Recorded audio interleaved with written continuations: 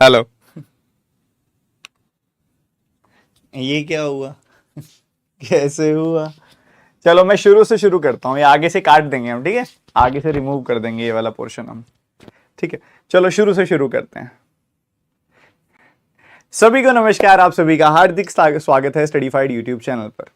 आज हम शुरू करने वाले हैं ये कोर्स, जिस कोर्स का नाम है उड़ान कोर्स। ये उड़ान कोर्स शुरू क्यों किया गया, किस पर्पज से किया गया, क्या सोच के किया गया, कब किया गया? ठीक है, पहले ऐसे 2 कोर्सेज आ चुके हैं आप सभी के लिए, और वो कोर्सेज आए गए थे, किस लिए लाए गए थे? आपके लिए एक बहुत ही स्ट्रांग टॉपिक, डीआई को स्ट्रांग बनाने के लिए, डेटा इंटरप्रिटेशन को स्ट्रांग बनाने के लिए। ये डीआई सुनने में जो छोटे छोटे अल्फाबेट्स लग रहे हैं ना, ये आपके प्री और मेंस का 40 से 50% कॉन्ट्रीब्यूशन रखते हैं। 40 से 50% दोबारा से। ठीक है, तो यहां पे 40% टू 45% अगर ये प्री में आ रहा है और मेंस में भी आ रहा है, और मेंस की डीआई समझना करना इसके बिना आसान नहीं है। आपको पहले पहली पहली 4 सीढ़ियां चढ़नी पड़ती हैं, फिर आप 5वीं सीढ़ी चढ़ते हो। तो ये पहली 4 सीढ़ी है जो मेंस में बड़ी ही कॉम्प्लिकेटेड, बड़ी ही कैलकुलेटिव, बड़ी ही हटके, बड़ी ही डिफरेंट सी जो डीआई आती हैं, उनको तोड़ देने के लिए पहले इधर से उड़ान से आपको डीआई फिनिश करनी पड़ेगी। ठीक है, तो उड़ान कोर्स में आप सभी का हार्दिक स्वागत है। पहली क्लास आज यूट्यूब पे हो रही है, और इसकी आगे की क्लासेस यस ऑफिसर की ऐप पे होने वाली हैं। तो जो पढ़ना चाहिए यस ऑफिसर की ऐप पर आके सब्सक्रिप्शन लेके कंटिन्यू कर सकता है। अभी हम बात वो नहीं करेंगे, अभी बात करेंगे हम डीआई की। बच्चे, आपको पता है कि हमारे पास या ऑल ओवर इंडिया या फिर ऑल ओवर वर्ल्ड कितना सारा डेटा कलेक्ट होता है? बहुत सारा डेटा कलेक्ट होता है, चाहे वो जनगणना को लेकर हो, चाहे वो पॉवर्टी को लेकर हो, चाहे कॉरपोरेट में देखा जाए तो उनकी सेल, रेवेन्यू, इन सब चीज़ों को लेकर हो। तो इतना सारा डेटा एनालाइज करने के लिए ना, उनको ऐसे नंबर्स में एनालाइज नहीं किया जा सकता। सोचो तुम्हारे सामने एक साल में 50 शहरों में बिकने वाले बिस्किट्स का डेटा हो कि कितने कितने पैकेट्स बिक जाते हैं। 50 शहर है, एक साल के 365 दिन है, और हर रोज का डेटा है। तो आप उसको पढ़ने लगोगे, आप तो कंफ्यूज हो जाओगे, यार इतना सारा डेटा। उस डेटा को थोड़ा सिंपल फॉर्म में एनालाइज करना है। उन्हें यह देखना है कि सेल बढ़ रही है कि नहीं बढ़ रही है बिस्किट पैकेट्स की। उन्हें यह देखना है कि सेल कई कई शहरों में घट रही है, देखना है सेल कई कई शहरों में कांस्टेंट है। तो उनको क्या चाहिए होता है? उनको उस डेटा को सिंप्लीफाई करवाना चाहिए होता है, किसी तरीके से डेटा सिंप्लीफाई हो जाए। और डेटा को सिंप्लीफाई करने के लिए जिस टूल को इस्तेमाल किया जाता है वहां पे वो होते हैं ग्राफ्स। तो ग्राफ्स के थ्रू वो अपने डेटा को सिंपली समझ सकते हैं, रिव्यू कर सकते हैं, एनालाइज कर सकते हैं, और एक किसी न किसी निष्कर्ष पे पहुंच सकते हैं। और इस पूरी प्रोसेस का नाम होता है डेटा इंटरप्रिटेशन। डेटा को सिंप्लीफाई करना, समझना, इवेल्युएट करना, और एक निष्कर्ष पे पहुंचना। आप जो ग्राफ देखते हो ना, ये ग्राफ बनाए इसलिए जाते हैं ताकि चीजें आसानी से समझ आए, आसानी से हमारे दिमाग में बैठ जाएं। ऑल्दो आप तो ग्राफ देख के कहते हो कि ये कहां से आ गया, इसको सिंपल लैंग्वेज में कन्वर्ट करता हूं। ठीक है, करेंगे सिंपल लैंग्वेज में कन्वर्ट, सीखेंगे क्या क्या होता है, कैसे कैसे होता है। तो चलिए आइए शुरुआत करते हैं। ठीक है, आपको आज की क्लास की पीडीएफ में टेलीग्राम चैनल में जरूर शेयर करूंगा, @studyfiedpdf टेलीग्राम चैनल। ये इसका डिस्क्रिप्शन में भी लिंक है, और आप सर्च करके भी ज्वाइन कर सकते हो। ये बहुत जरूरी चैनल है, इसमें जरूर आप रहिएगा। और इसके साथ साथ ये सब आप जानते ही हैं, मैं आराम से बात करता हूं इस बारे में। अभी हम शुरू करते हैं।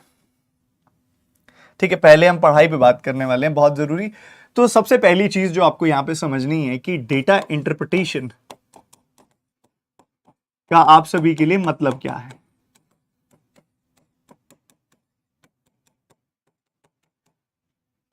इसका किताबी मतलब, या मतलब जो एक्चुअल मतलब, वो मैंने आपको बता दिया कि डेटा को रिव्यू करना, समझना, एनालाइज करना और एक आउटकम तक पहुंचना, वो उसका किताबी मतलब है। असली मतलब आपके लिए क्या है? आपके लिए यहां पे सिंपली मतलब है गिवन ग्राफ को समझना। आपके लिए इसका क्या मतलब है? गिवन ग्राफ को समझना है,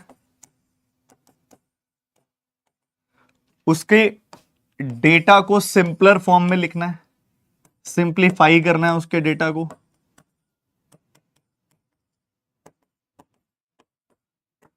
और जब वो डेटा सिंप्लीफाई हो जाए तो उस डेटा पे बेस्ड जो क्वेश्चंस दिए गए हैं उसको सॉल्व करना। ठीक है, ये आपका काम है, ये आपके लिए मतलब है डेटा इंटरप्रिटेशन का। ठीक है, सभी के सभी बच्चे ध्यान से समझिएगा, ठीक है। सेशन आप सारे के सारे बच्चे एक बार लाइक जरूर कर देना एक साथ, बहुत ही फोकस और बहुत ही अंडरस्टैंडिंग के साथ आपने इस पूरी क्लास को अच्छे से समझना है। सेशन को लाइक करेंगे एक बार सारे बच्चे, ठीक है। सो डेटा इंटरप्रिटेशन, सबसे पहले आपको क्या करना है, गिवन ग्राफ को समझना है, डेटा को सिंप्लीफाई करना है और सिंप्लीफाई करके उस पर बेस्ड जो क्वेश्चंस होंगे उनको सॉल्व करना है, ठीक है। डेटा किस किस फॉर्म में आपके सामने रखा जाता है उसके बारे में बात करेंगे। डेटा आपके पास आपके 4 मेन ग्राफ होते हैं, उनके फॉर्म में रखा जाता है, जिसमें आप सबसे पहले लेंगे, सबसे सिंपल लेंगे, जिसको हम टेबल या फिर टेब्यूलर कह देते हैं।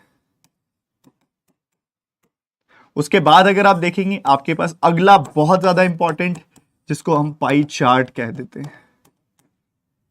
उसके बाद नेक्स्ट वन, जिसको हम लाइन ग्राफ कह देते हैं, एंड द नेक्स्ट वन जिसको हम बार ग्राफ कह देते हैं,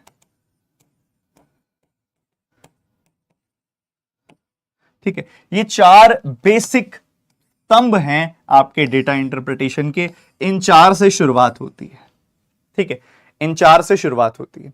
अब ऐसे कहा जाए तो इसके अलावा हम स्कैटर भी बना सकते हैं, रडार भी बना सकते हैं, इसके अलावा हम बहुत कुछ बना सकते हैं, पर आपके बेसिक लेवल पे इन 4 से हम शुरुआत करते हैं और इन चारों को समझते हुए फिर हम अलग अलग टाइप के ग्राफ्स की भी बात करते हैं और उनसे भी सीखने की कोशिश करते हैं, ठीक है। ये तो आ गया आपका ग्राफिकल मोड, ये सारे के सारे आपके ग्राफ के फॉर्म में आते हैं। अब ग्राफ के अलावा आपका एक और इसके अंदर इंपॉर्टेंट टाइप होता है, जिसको हम बोलते हैं लैंग्वेज बेस्ड डेटा, जहां लैंग्वेज दी जाती है। और लैंग्वेज दी जाती है, आपके लिए लिखा जाता है पूरा स्टेटमेंट्स, बड़े बड़े पैराग्राफ्स आपके सामने रखे जाते हैं। उस पैराग्राफ में को आपको ढंग से समझना होता है, क्योंकि उसमें उस पैराग्राफ में डेटा को बिखेर बिखेर के लिखा होता है। उस बिखरे हुए डेटा को कलेक्ट करना होता है और उसको कंबाइन करना होता है, और उस फॉर्म को हम बोल देते हैं केसलेट डीआई। क्या बोल देते हैं बच्चा जी? Caselet DI.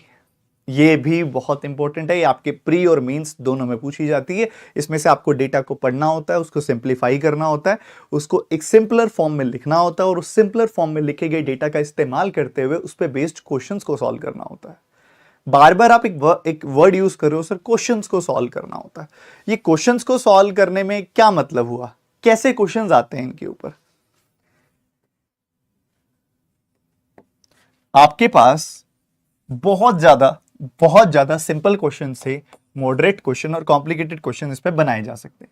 जैसे सिंपली मान लीजिए आपको डेटा दे दिया जाए, बहुत सिंपल सा डेटा मैं आप सभी के सामने रखूंगा।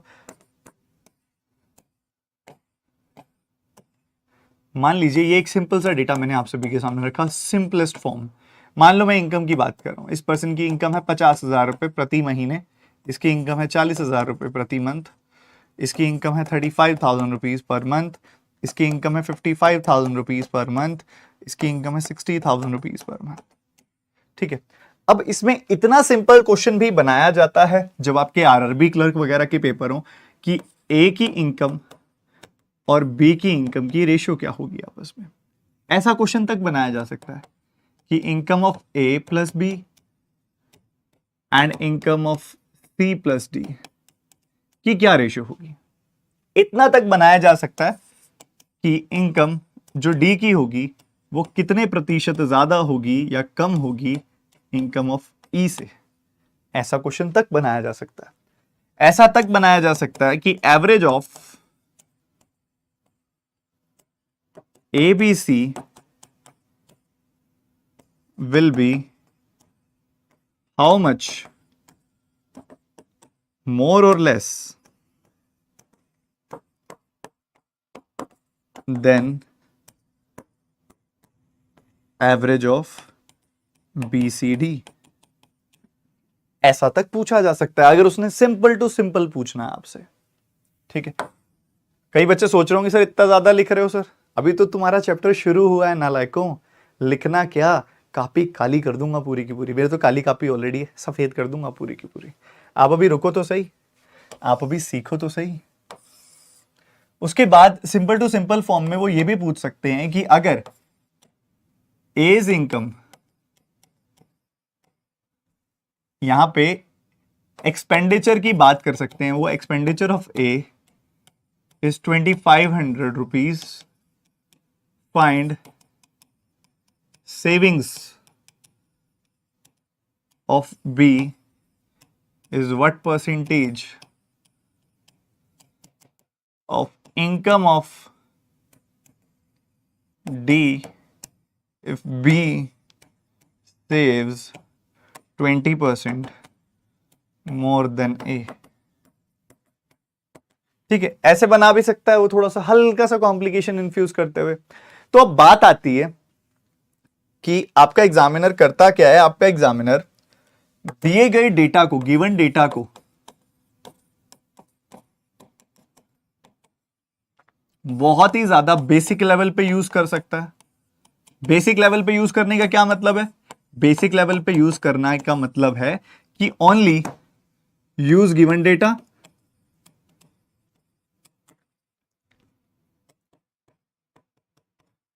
And do mathematical operations.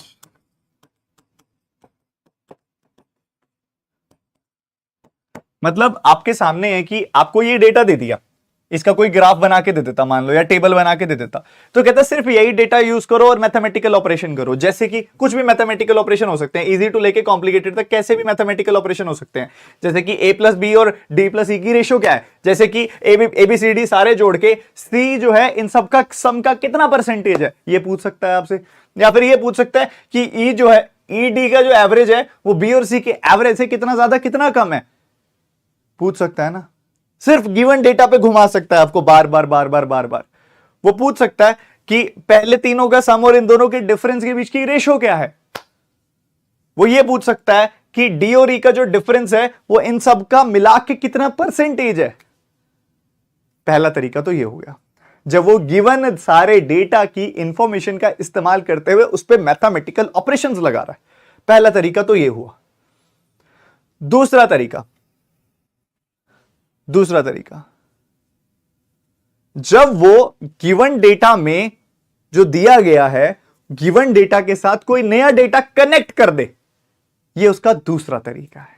Given data के साथ कोई नया डेटा कनेक्ट कर दे, जैसे कि यहां पे 5 लोगों की इनकम आपको दी गई है, किसी छठे या 7वें पर्सन की बात शुरू कर दे, कह दे जी एफ और जी का जो डिफरेंस है ना, वो डिफरेंस वही है जो ए और बी का है, और कह दे एफ और जी का जो सम है ना, वो सम वही है जो डी और ई का है।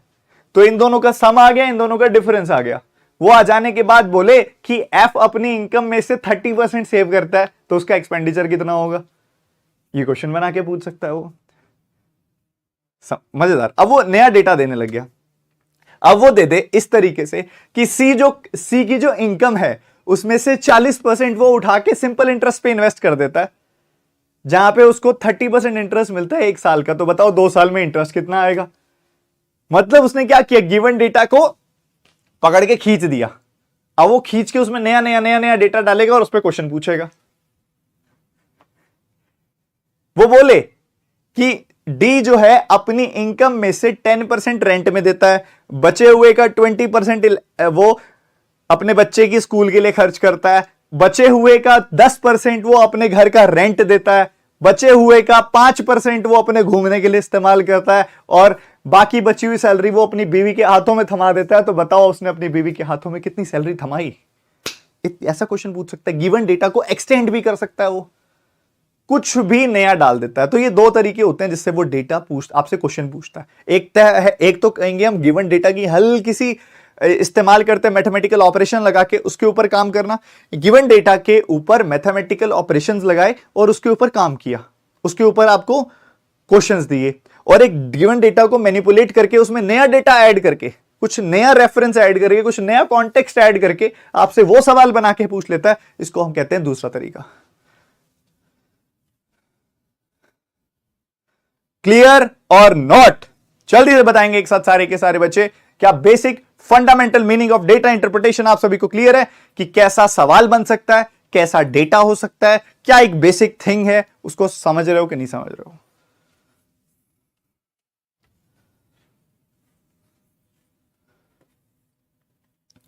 उसके बाद जो नेक्स्ट चीज आप सभी के सामने आती है, हम बात कर रहे हैं यहां पे टेबल की। टैबुलर। ये जो टैबुलर वाला सेक्शन है, टेबल वाला सेक्शन है, फैंसी नाम इसका टैबुलर है, बेसिक वाला नाम इसका टेबल है। ठीक है, ये दो चीजें हैं। इसको रो और कॉलम के मिला जुला के रो और कॉलम से एक सेट बनाया जाता है, इस तरीके से दिखने वाला। ठीक है, जिसमें इनको रोज बोल दिया जाता है, ये सारी रोज हैं, ये कॉलम्स हैं, और इनको मिला जुला के आप सभी के सामने एक पूरा का पूरा डेटा बनाने के लिए एक बेस रेडी हो जाता है। ठीक है, और यहां पे ये कुछ भी दे सकता है, जैसे कि मान लीजिए वो दे रहा है कि कितने बॉयज हैं, कितनी गर्ल्स हैं 3 अलग अलग स्कूलों में, ये डेटा दे दिया। मान लीजिए यहां पे वो बहुत बेसिक लेवल पे 500 और 300 दे दे आपको, यहां पे 250 और 350 दे दे, यहां पे 190 एंड 710 दे दे आपको 900। तो ये जो डेटा है इसको बोलते हैं टेबल का स्ट्रक्चर। इसको हम most simplest form of data बोलते हैं, most simplest form of data बोलते हैं, क्योंकि इसके अंदर आपको किसी ग्राफ को समझना नहीं होता, इसमें आपको किसी ग्राफ को बिना बात का मतलब घुसना नहीं पड़ता, कि एक एक छोटी छोटी बारीक लाइन को देखने की जरूरत नहीं पड़ती, बार की लेंथ देखने की जरूरत नहीं पड़ती, सब कुछ आंखों के आगे लिखा हुआ होता है। इसको बोलते हैं टेबुलर डेटा। बट इसके अंदर वो एक बढ़िया खेल देता है। आजकल क्या करता है वो, इसमें इक्का दुक्का जगह वो वेरिएबल डाल देता है। जैसे कि वो क्या करेगा, यहां पे उसने क्या कर दिया, के डाल दिया। ठीक है, यहां के डाल दिया इसने, ये ब्लैंक उसने खाली छोड़ दिया। वो ऐसा कर देगा, वो क्या करेगा, यहां पे वो उठा के एम डाल देगा, एम डाल देगा, और ये वाला ब्लैंक वो खाली छोड़ देगा, ऐसा कर देगा। फिर एम और के निकालने के लिए वो एक लैंग्वेज लिख के देगा, बोलेगा K is double of M and girls in B are 20% more than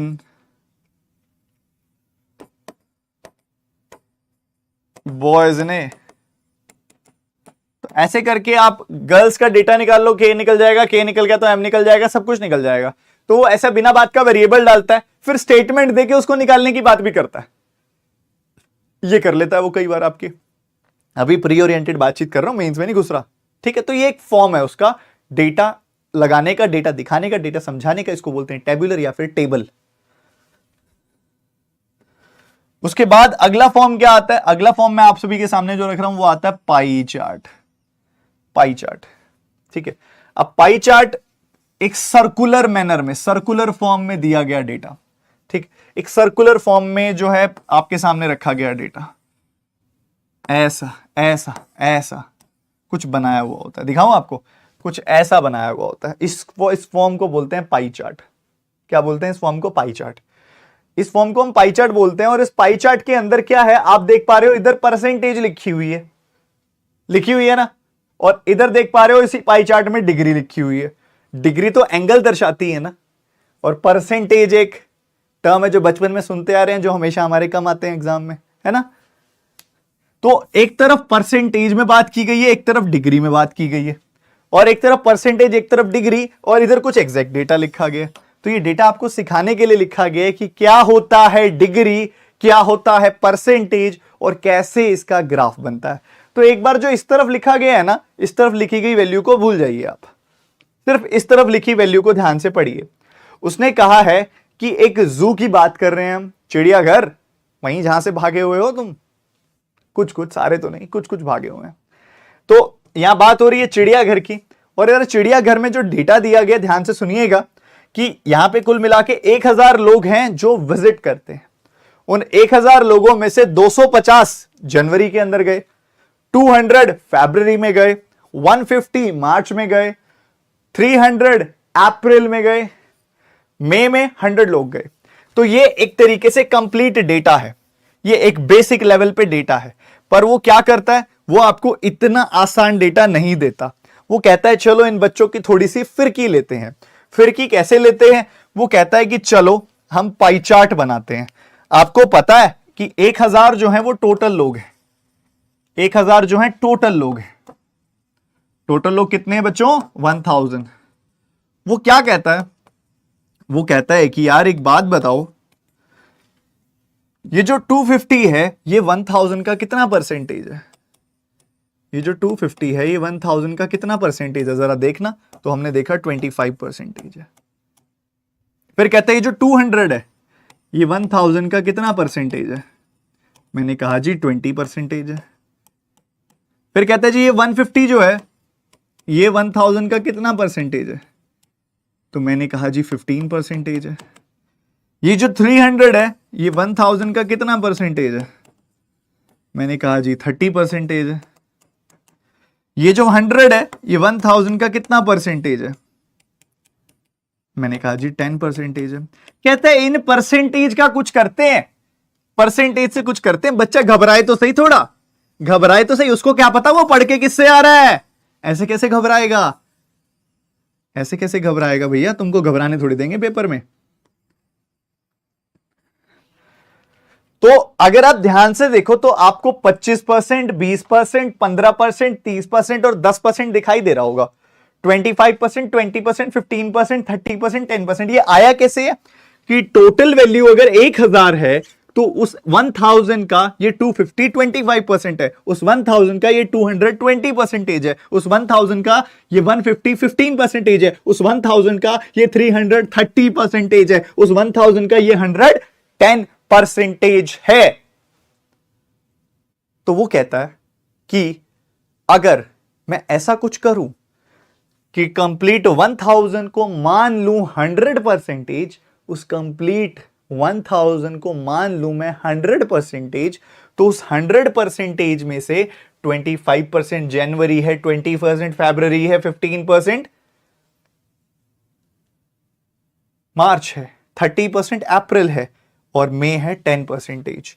तो उसने कहा, उसने क्या कहा बच्चों, सुनना उसकी बात ध्यान से, कान लगा के सुनना, कि अगर मैं मान लूं कि ये वैल्यू है 100%, तो ये वैल्यू हो गई 25%, ये वैल्यू हो गई 20%, ये वैल्यू हो गई 15%, ये वैल्यू हो गई 30%, ये वैल्यू हो गई 10%। मान ये कर लिया हमने। फिर वो कहता है कि अगर मैं लिख रहा हूं कि टोटल है 100%, तो ये वैल्यूज इतना इतना परसेंटेज है, बट कर तो अभी भी मैं टेबल पे रहा हूं। कुछ कॉम्प्लिकेशन करते हैं ताकि बच्चा डरे। तो कहते थोड़ा फैंसी वर्ड ढूंढ के लाता हूं, थोड़ा सा फैंसी वर्ड। उसने डिक्शनरी उठाई, उसको फैंसी वर्ड मिला परसेंटेज डिस्ट्रीब्यूशन।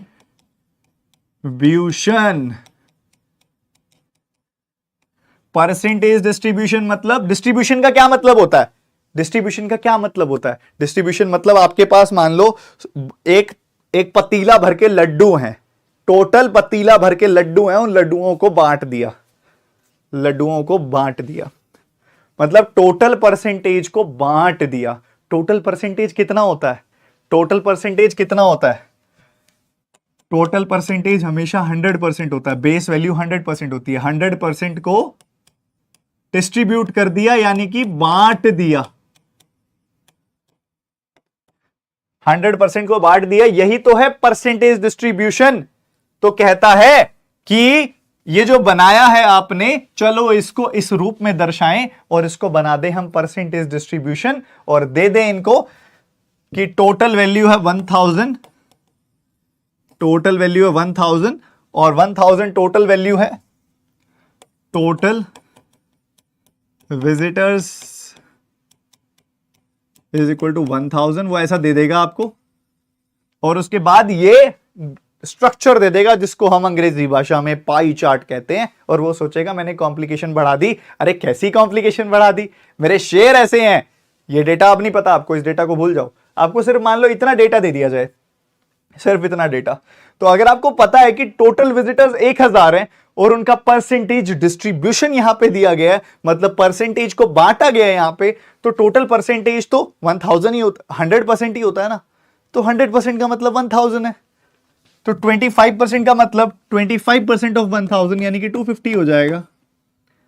20% ऑफ 1000 यानी कि 200 हो जाएगा। 15% ऑफ 1000 यानी कि 150 हो जाएगा। 30% ऑफ 1000 यानी कि 300 हो जाएगा, और 10% ऑफ 1000 यानी कि 100 हो जाएगा। तो इसको उसने इस डेटा को उसको सिंपली ना लिख के उसने ऐसे लिखा और सोचा आप डर जाओगे, अरे आप तो कर जाओगे।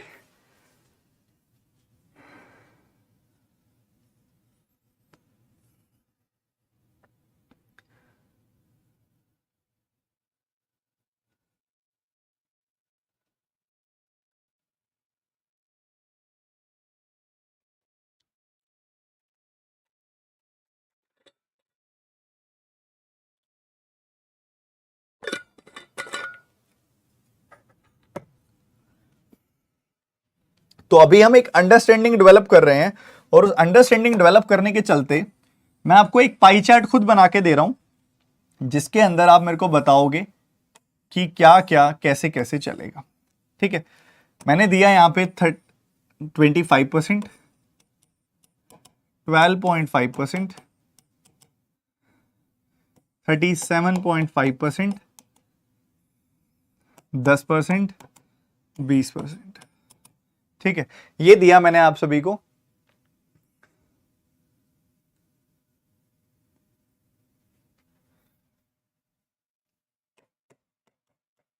ठीक है, ये दिया मैंने आप सभी को। और अब आपने मेरे को बताना है, ये जो है बेसिकली ये डेटा जो है वो है P का, ये डेटा है Q का, ये डेटा है R का, ये डेटा है S का, ये डेटा है T का। तो ये नंबर ऑफ स्टूडेंट्स की बात हो रही है और टोटल स्टूडेंट्स जो हैं वो हैं 4800। तो मुझे बताओ हर एक स्कूल में कितने कितने बच्चे होंगे। तो यहां पे बेसिकली एग्जामिनर ने आपको क्या कर दिया, एक परसेंटेज डिस्ट्रीब्यूशन दे दिया, एक परसेंटेज डिस्ट्रीब्यूशन दे दिया। परसेंटेज, वो ऐसी भाषा लिखेगा, percentage distribution of 5 different schools, PQRST, total students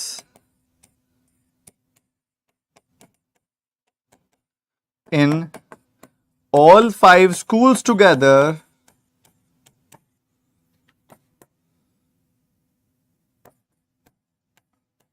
ये डेटा दे दिया आपको। अब आप इतने तो प्रो हो चुके हो ना कि इस डेटा को उधेड़ के पकड़ के निचोड़ पाओ कि भैया अगर आप परसेंटेज डिस्ट्रीब्यूशन की बात कर रहे हो 5 अलग अलग स्कूलों की जिनका नाम है PQRST और टोटल स्टूडेंट्स उन 5 स्कूलों में मिला के 4800 हैं, तो क्या मैं इंडिविजुअली बताने में घबराऊंगा?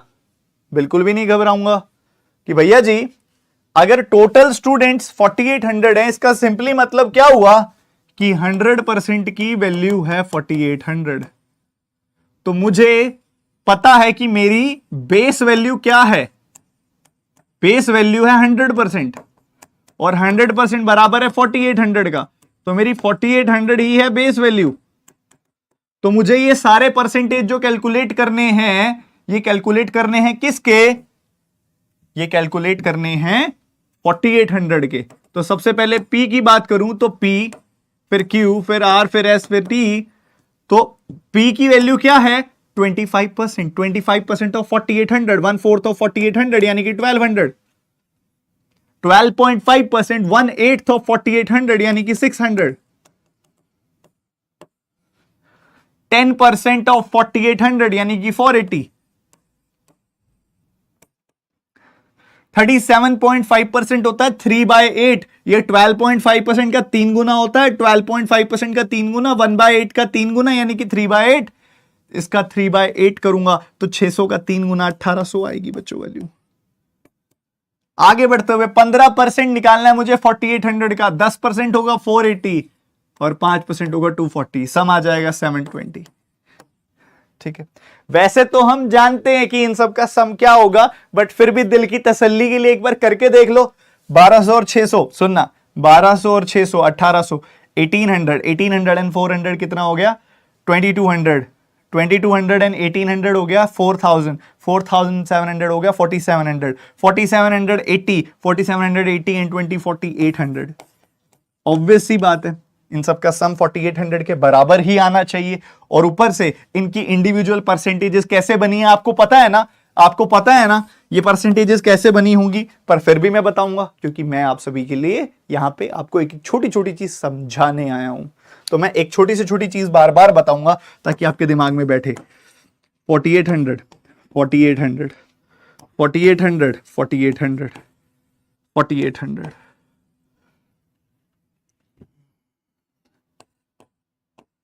तो मैं देख रहा हूं, समझ रहा हूं बड़े प्यार से कि 1200 जो है ये पहले वाली वैल्यू 1200 जो है 4800 का कितना परसेंटेज है? 1/4, 4 से काटोगे 25% 600 इस 4800 का कितना परसेंटेज है? 1/8 1/8 1/8 1/8 इंटू 100 यानी कि 12.5%। उसके बाद 480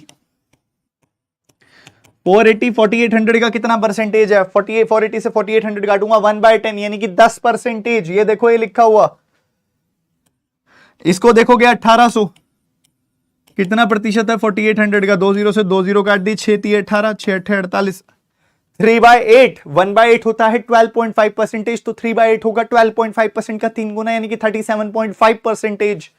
तो ये ऐसे आया है। और उसके बाद आगे बढ़ते हुए 4800 और लास्ट आ गया 720।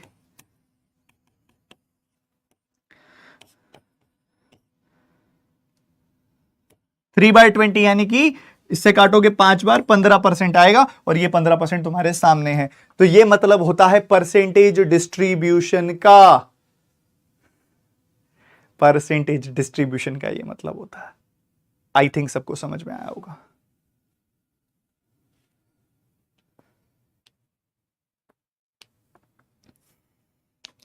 ठीक है, तो चलिए आगे बढ़ते हैं और अब इसके अगले एस्पेक्ट को पकड़ते हैं। जो अगला एस्पेक्ट है इसका डिग्री डिस्ट्रीब्यूशन।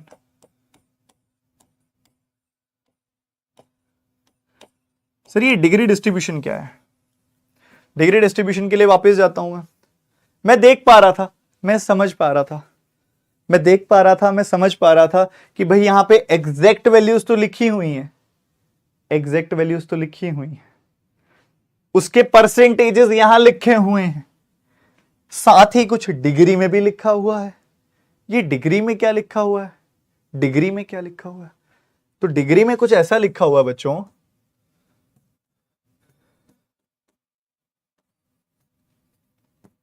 एक बात बताओ, बचपन में तुम ऐसे एंगल बनाते थे ना, ऐसे एंगल बनाते थे, ये कुछ 45 डिग्रीज का एंगल होता था, याद है? ये 90 डिग्री का कोण होता था, 90 डिग्री का एंगल होता था, ये याद है? याद है कि याद है? ये 135 डिग्रीज का एंगल होता था, ये याद है? ये 180 डिग्रीज का एंगल होता था, याद है? याद है कि नहीं है ये बताओ? वैसे ही एक 270 डिग्रीज का एंगल होता था, कुछ याद आया? वैसे ही एक 360 डिग्रीज का एंगल होता था जो पूरा गोल एंगल होता था। मतलब ये जो एंगल होगा ये बेसिकली होगा 360 डिग्रीज का कंप्लीट गोल एंगल।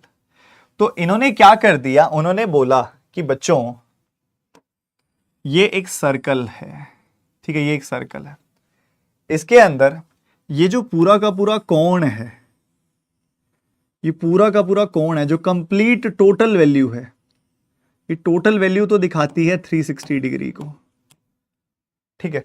तो इस 360 डिग्री को टोटल मान के इसमें से 45 डिग्री अलग कर दिया, 90 डिग्री अलग कर दिया, 60 डिग्री अलग कर दिया, ऐसे चलता जाता है, इसके अलग अलग टुकड़े कर देते हैं।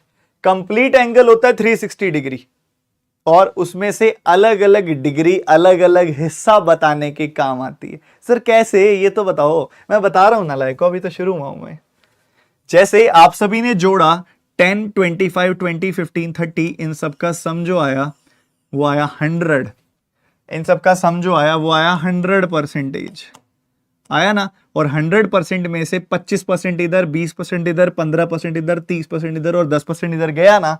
वैसे ही ये इन सब का सम करोगे ना तो यू विल सी 360 डिग्री,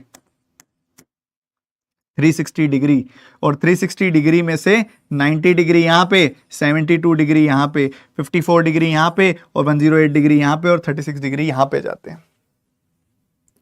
मैं देख पा रहा हूं मुझे 360 डिग्री दिखाई दे रहा है, 360 डिग्री, क्योंकि 360 डिग्री के रिस्पेक्ट में ये सारी बातें हो रही हैं। 360 डिग्री 360 डिग्री 360 डिग्री में से सबसे पहले मुझे 90 डिग्री, 72 डिग्री, 54 डिग्री दिखाई दे रहा है।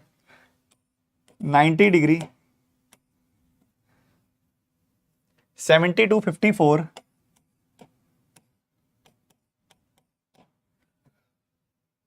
वन 108, 36, ये सब दिखाई दे रहा है। तो क्या मैं कह सकता हूं 90 से काटूंगा तो एक तरीके से ये 1/4 पार्ट की बात हो रही है, 1/4 पार्ट की बात हो रही है। 72, 36 से काटूंगा, ये 72 से काटूंगा 1 नीचे 5 आएगा, तो क्या ये कह सकता हूं मैं कि 1/5 पार्ट की बात हो रही है। सही बात है।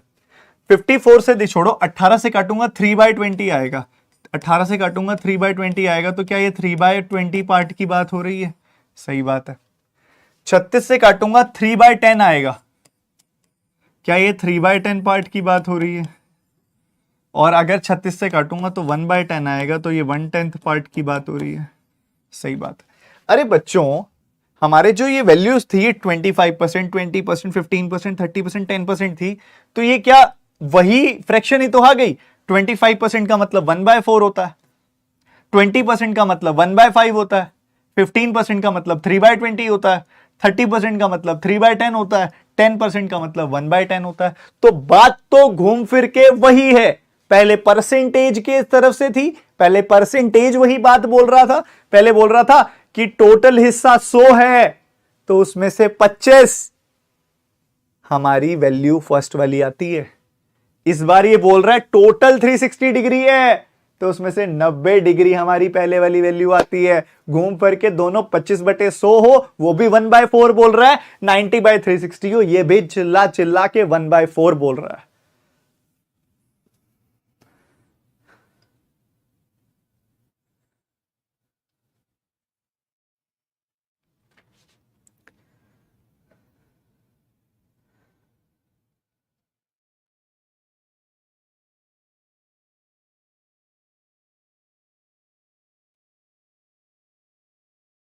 मेरी बात समझ आ रही है सबको अच्छे से। तो अब इन सब चीजों को हमने डिग्री के फॉर्म में कैसे देखना है। देखो, जैसे पिछली बार आप क्या करते थे, जो आपकी कंप्लीट वैल्यू थी, सारे के सारे टूरिस्ट मिला के जो जू में जा रहे थे, सारे के सारे विजिटर्स मिला के जो जू में जा रहे थे, वो 1000 थे ना, कंप्लीट वैल्यू 1000 थी ना। तो पहले आप क्या कर रहे थे, 100% आपका 1000 के बराबर होता था।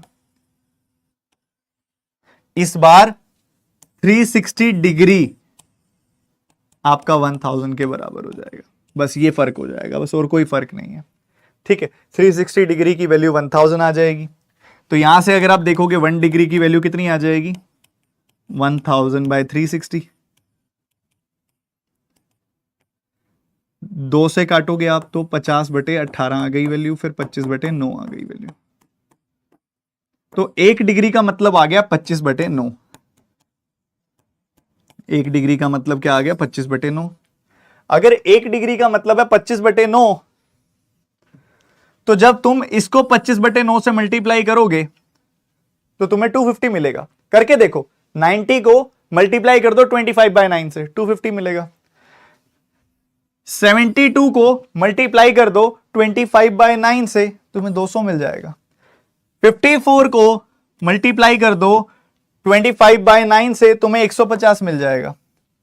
108 को तुम मल्टीप्लाई कर दो 25/9 से, तुम्हें 300 मिल जाएगा। तुम 36 को मल्टीप्लाई कर दो 25/9 से, तुम्हें 100 मिल जाएगा। ठीक है, बट ये वाला पार्ट ना सच में सुनने में भी और करने में कॉम्प्लिकेटेड होता है। इसलिए यहां पे एक नई चीज का जन्म होता है कि सर, जब एग्जामिनर डिग्री में लिख के दे तो मैं इसको परसेंटेज में ना कन्वर्ट कर लूं। अगर डिग्री में देगा, मैं उसको उठा के परसेंटेज में कन्वर्ट कर लूंगा, इससे मेरा काम आसान हो जाएगा। मैंने कहा बात तो ठीक कह रहा है यार, गलत तो नहीं कह रहा, क्योंकि डिग्री में ना अजीब हो जाता है। डिग्री में देखो ये 360 डिग्री है, अगर यहाँ पे कुछ 7200 होती वैल्यू या 2400, यहाँ पे कुछ ऐसी वैल्यू होती जो 360 से सीधी सीधी कट जाती, तब तो मेरा काम आसान था। बट ये तो सीधी सीधी कट ही नहीं रही, बन रहा है 25/9, 1 डिग्री की वैल्यू आ रही है 25/9, इससे तो मेरा काम बढ़ के खड़ा हो गया। फ्रैक्शनों से मल्टीप्लाई कर रहा हूं बैठ के पेपर में, जहां टाइम पूरा मेरे को मिलता है 20-23 मिनट है। फिर यहां से जन्म हुआ कि हमें क्या करना है, डिग्री से परसेंटेज, और जब जरूरत पड़े तो परसेंटेज से डिग्री में कन्वर्ट करना आना चाहिए। तो हमने कहा चलो अब लॉजिकल बात कर रहे हो, मजेदार बात कर रहे हो, तो हम अब अगले पहर की तरफ मूव करते हैं पाई चार्ट के, जो बोलता है आपको कि सर डिग्री से परसेंटेज में कन्वर्ट करो ना।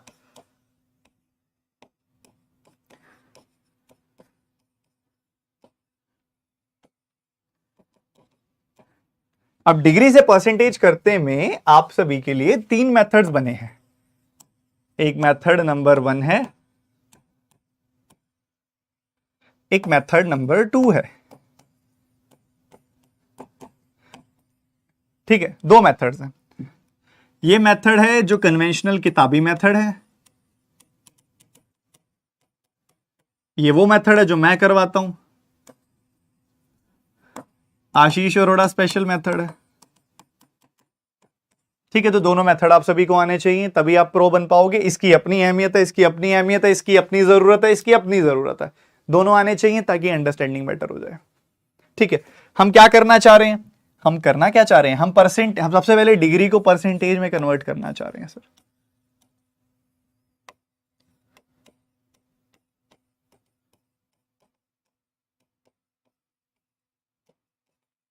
ये चाह रहे हैं।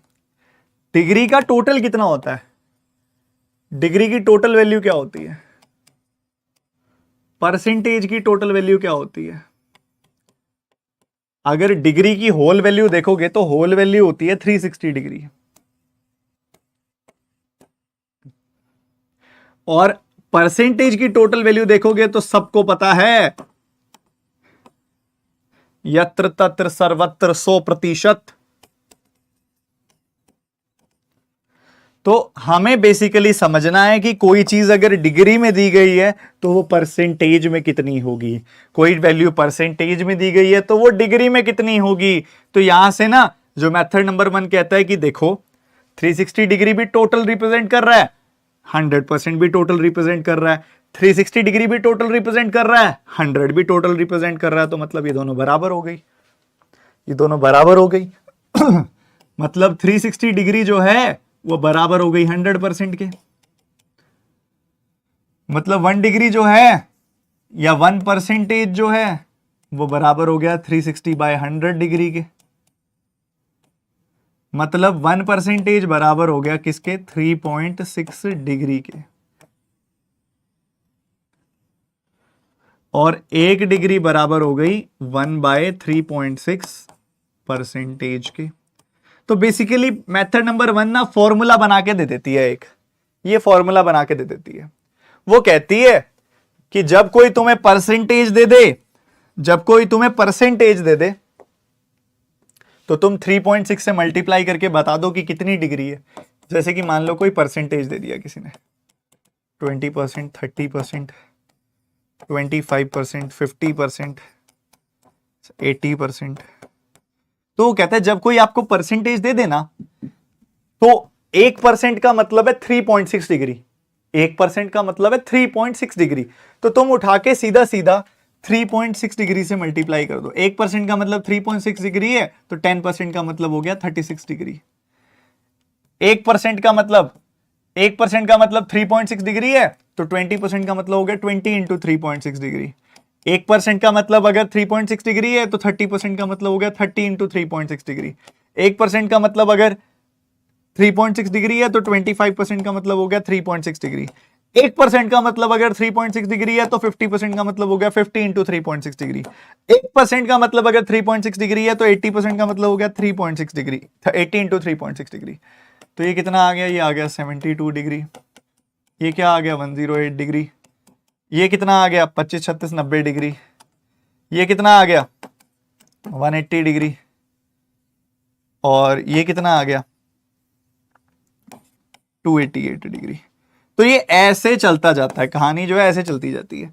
ये कहते हैं जब आपने डिग्री से परसेंटेज में कन्वर्ट करना है तो आप ऐसे क्यों नहीं करते, ऐसे कर दो। परसेंटेज से डिग्री में कन्वर्ट करना है आप ऐसे कर दो। कोई आपको बोले कि ये सारी परसेंटेजेस हैं, आपको बताना ये सारी परसेंटेजेस अगर डिग्री में लिखी जाएंगी तो डिग्रियां क्या होंगी। अगर ये सारी परसेंटेजेस मैं डिग्रियों में लिखना चाहूं तो इसकी डिग्रियां क्या होंगी, तो डिग्रियों में बताने के लिए 3.6 3.6 3.6 3.6 3.6 3.6 से मल्टीप्लाई कर दो, ये सारी की सारी डिग्रियां होंगी। वहीं दूसरी तरफ वो क्या कहता है, वहीं दूसरी तरफ वो क्या कहता है, जब आपको डिग्री से परसेंटेज की तरफ जाना हो, डिग्री से परसेंटेज की तरफ जाना हो, डिग्री से परसेंटेज की तरफ जाना हो, डिग्री से परसेंटेज की तरफ जाना हो, तो क्या करो। वो कहता है डिग्री से परसेंटेज की तरफ जाना हो ना अगर, तो एक डिग्री का मतलब है 1 डिवाइडेड बाय 3.6 परसेंटेज, एक डिग्री का मतलब है 1 बाय 3.6 परसेंटेज, एक डिग्री का क्या मतलब है 1 बाय 3.6 परसेंटेज। तो अगर आपको बताना है कि इस डिग्री का कितना परसेंटेज है तो इसको मल्टीप्लाई कर दो 1 बाय 3.6 डिग्री से, इसको मल्टीप्लाई कर दो 1 बाय 3.6 डिग्री से, इसको मल्टीप्लाई कर दो 1 बाय 3.6 से, 1 बाय 3.6 से मल्टीप्लाई कर दो, इसको मल्टीप्लाई कर दो 1 बाय 3.6 से, इसको मल्टीप्लाई कर दो 1 बाय 3.6 से, इसको मल्टीप्लाई कर दो 1 बाय 3.6 से, तो पता लग जाएगा परसेंटेज कितना है। तो यहां पता चल रहा है 10% है, यहां पता चल रहा है 20% है, यहां पता चल रहा है 30% है, यहां पता चल रहा है, इसको ऊपर लिखोगे काटोगे पिटोगे 25% है, यहां पता लग रहा है 50% है, तो ये वैल्यू परसेंटेज में आ गई। पर ये बड़ा किताबी मेथड है, देखो सच बताऊं तो एक तो 3.6 से मल्टीप्लाई करना और डिवाइड करना इतना आसान है नहीं। अभी ये तो साधारण वैल्यूज हैं, अगर ये यहां पे 37.5% बोल देता ना एक बार, अगर ये यहां पे 37.5%, 36%, 38%, 45%, 42%, 21%, 22% बोल देता ना, पसीने आ जाते इनको डिग्रियों में कन्वर्ट करते समय 3.6 से मल्टीप्लाई करके। और सेम यहीं पे ये तो इतनी प्यारी प्यारी डिग्रियां हैं, अगर ये डिग्री होती ना 43.2 डिग्री, या ये डिग्री होती 79.6 डिग्री, या ये डिग्री होती 100.8 डिग्री, पसीने अलग लेवल पे आ रहे होते इसको 3.6 से डिवाइड करते हुए। कई बच्चों के मन में पता है क्या आ रहा होगा, कई बच्चों के मन में आ रहा होगा सर मैं इसको 18/5 भी तो लिख सकता हूं ना, 18/5 18/5 18/5 18/5 18/5 18/5, इसको 5/18 5/18 5/18 5/18 5/18। अगेन बात वही है, बट क्वेश्चन वही का वही खड़ा है कि थोड़े से कॉम्प्लिकेटेड परसेंटेजेस या थोड़ी सी complicated degrees will make it more severe. So let's come to the second method.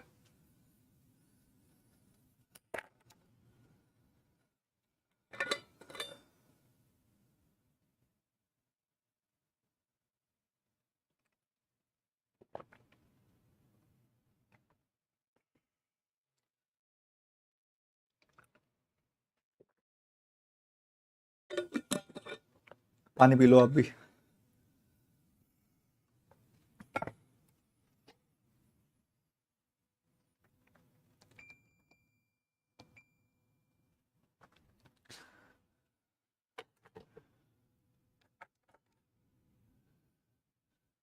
ठीक है, तो अब यहां से आते हैं सेकंड मेथड के ऊपर, मेथड नंबर 2। ठीक है, मेथड नंबर 2 क्या कहता है, मेथड नंबर 2 कहता है आप स्टैंडर्ड डिग्रीज याद ही रख लो। आप एक काम करो, आप बताओ क्या आपको पता है 36 डिग्री 360 डिग्री का कितना परसेंटेज है? क्या आपको पता है 72 डिग्री जो है 360 डिग्री का कितना परसेंटेज है? क्या आपको पता है कि 90 डिग्री 360 डिग्री का कितना परसेंटेज है? कुछ स्टैंडर्ड टर्म्स आपको याद करनी पड़ेंगी। 18 डिग्री 360 डिग्री का कितना परसेंटेज है? क्या आपको पता है 108 डिग्री 360 डिग्री का कितना परसेंटेज है? क्या आपको पता है 54 डिग्री 360 डिग्री का कितना परसेंटेज है? पहले तो मेरे को ये बताओ, क्या बिना पेन चलाए बता सकते हो क्या 360 डिग्री का कितना परसेंटेज होता है? मैंने कहा जी बड़े भाग के 10% होता है। क्या आप बता सकते हो क्या ऐसे कि 72 डिग्री 360 डिग्री का कितना परसेंटेज होता है? मैंने कहा जी बड़े भाग के 5 बार कटेगा तो ये 20% है। क्या आप बता सकते हो क्या 90 डिग्री 360 डिग्री का कितना परसेंटेज है? भाई 1/4 होता है 25% है। क्या आप बता सकते हो क्या 18 डिग्री 360 डिग्री का कितना परसेंटेज है? 5% है। 108 डिग्री 360 डिग्री का कितना परसेंटेज है? 0 से 0 कटेगा, 36 या 108, 30% है। 54 डिग्री कितना परसेंटेज होगा भाई? ये इसका आधा है, 108 का आधा है, तो 30 का भी आधा हो जाएगा, 15%। ठीक है, अब मैं आपको एक अलग चीज बता रहा हूं, ध्यान से सुनना। अगर आपको पता है कि 36 डिग्री 10% है, तो 3.6 डिग्री 1% होगा, ऑब्वियस सी बात है। इसका आपने 1/10 कर दिया तो इसका भी 1/10 होगा। 7.2 डिग्री ऑब्वियसली 2% होगा। 9 डिग्री 2.5% होगा। 1.8 डिग्री 0.5% होगा। 10.8 डिग्री 3% होगा। 5.4 डिग्री 1.5% होगा। मेरे को एक बात बताओ, ये याद करने में कितने जन्म लगेंगे हमें? कितने जन्म लगेंगे हमें याद करने में? चलो याद कराता हूं भाई।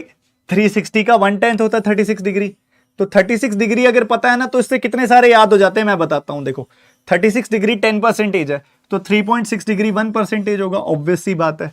36 का डबल होता है 72, तो 36 का डबल हो गया 72, तो 10 का डबल हो गया 20%, और 72 डिग्री अगर 20% है तो 7.2 डिग्री 10% होगा। एक सिंपल सी बात समझो, 36 का आधा होता है 18 डिग्री, 18 डिग्री 18 डिग्री, अगर 36 का आधा है 18 तो 10 का आधा होगा 5। सही बात है, बिल्कुल सही बात है। 36 का 3 टाइम्स होता है 108, तो 10% का 3 टाइम्स होगा 30%। ठीक बात है। और अब समझो 18 डिग्री तुम्हें पता है कि 5% होता है, तो 18 का 3 गुना 54 डिग्री 15% होगा। और उसके बाद तुम्हें पता है कि भाई 90 डिग्री तो पूरी 360 डिग्री का 1/4 होता है, तो 25% होगा। अब 90 डिग्री अगर 25% है तो इसका 1/10 9 डिग्री, इसका 1/10 2.5%, 2.5% होगा। और इसका 18 डिग्री अगर 5% है तो 1।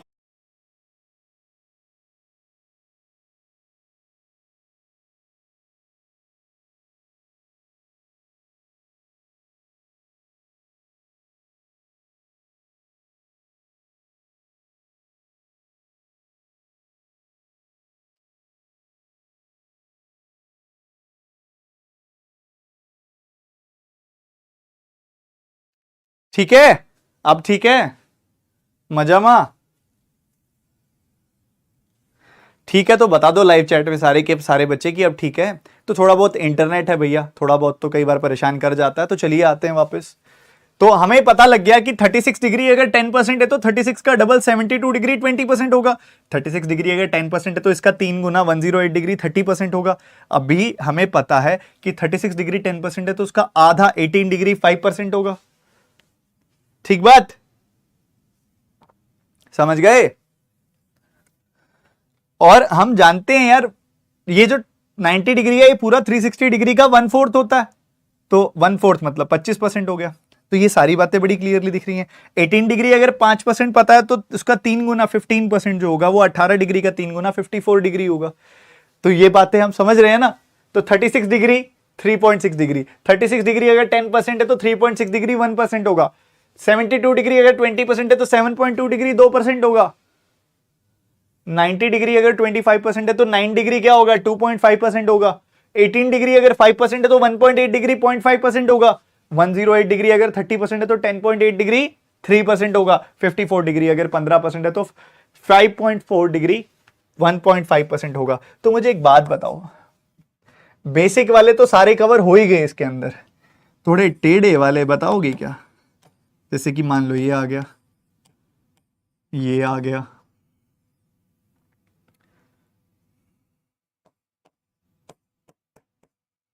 ये आ गया,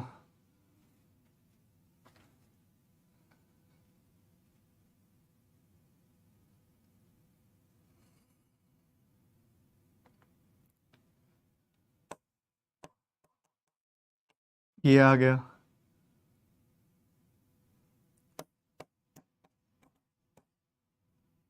ये बताओ,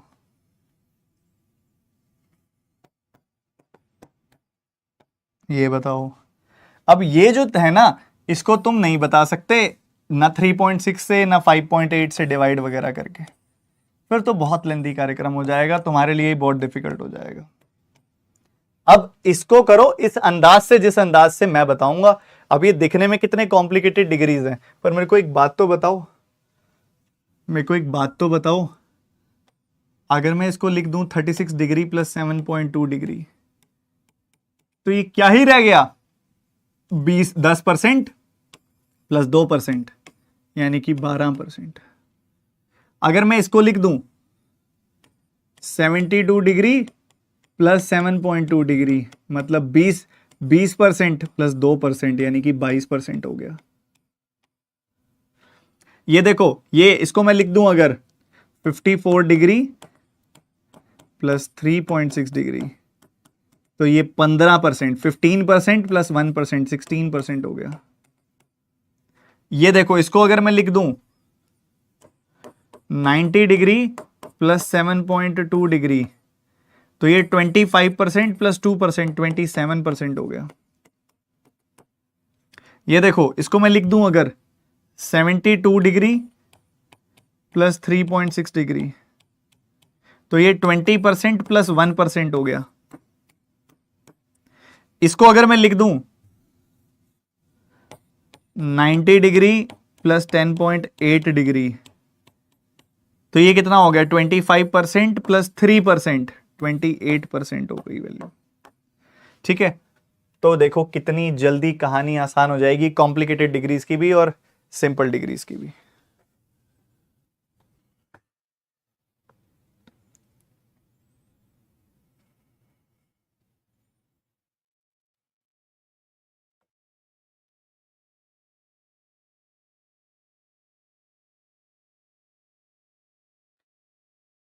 तो कितनी भी कॉम्प्लिकेटेड कहानी बनेगी तुम बना लोगे, अब तो बना लोगे ना।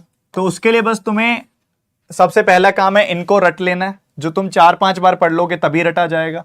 और बस ये देखना है कि जो भी डिग्री या परसेंटेज या जो भी आया हुआ है वो इनमें से किस में टूट रहा है, बस, और कुछ भी नहीं, और कुछ भी नहीं। जैसे मुझे दिखाई दे रहा है कि मैं 72 डिग्री को तो जानता हूं, तो ये 72 प्लस 7.2 है।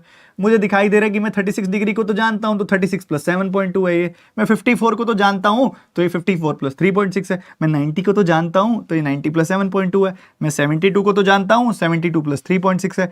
मैं जानता हूं किसको, 90 डिग्री को, तो 90 डिग्री प्लस 10.8 डिग्री है।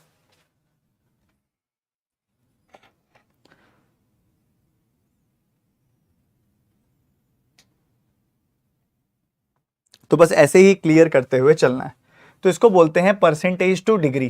ठीक है, ठीक है, परसेंटेज टू डिग्री अभी तक हमने सीखा है। तो क्या मेरी अभी तक की सारी बातें तुम्हें क्लियर है? एक बार सारे बच्चे लाइव चैट में बताओ, फिर हम नई चीज की तरफ मूव करेंगे। क्या तुम्हें टेबल का मतलब क्लियर है? Table means direct data. ठीक है, डायरेक्ट डेटा आता है। क्या तुम्हें पाई चार्ट का मतलब क्लियर है? पाई चार्ट में तुम्हें परसेंटेज डिस्ट्रीब्यूशन का मतलब क्लियर है? तुम्हें डिग्री डिस्ट्रीब्यूशन का मतलब क्लियर है? ठीक है, तुम्हें परसेंटेज से डिग्री की तरफ जाना आता है, तुम्हें डिग्री से परसेंटेज की तरफ जाना आता है। सर ये कैसे होता है? डिग्री से परसेंटेज तो समझ लिया, परसेंटेज से डिग्री कैसे होता है? परसेंटेज से डिग्री की तरफ कैसे जाया जाता है? कुछ भी नहीं होता, वो तो डायरेक्ट परसेंटेज निकालना होता है। अगर तुम्हें कोई बोलेगा कि 24% निकाल दो, 24% हो गया, 22% हो गया, 20% हो गया, 15% हो गया, 25% हो गया, 12.5% हो गया,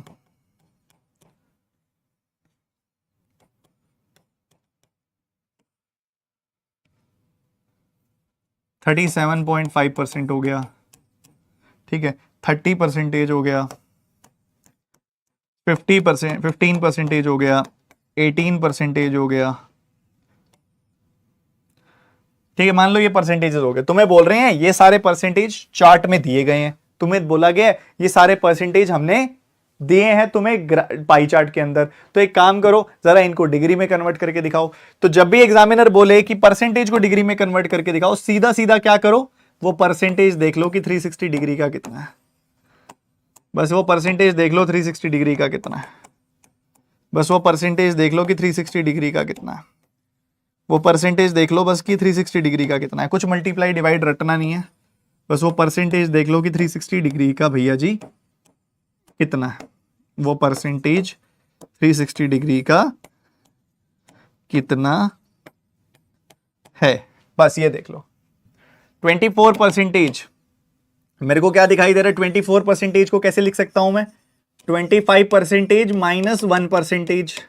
इसका 25% कितना होगा, 90 डिग्री, माइनस 1% यानी कि 1 डिग्री, 1 डिग्री मतलब 3.6 डिग्री।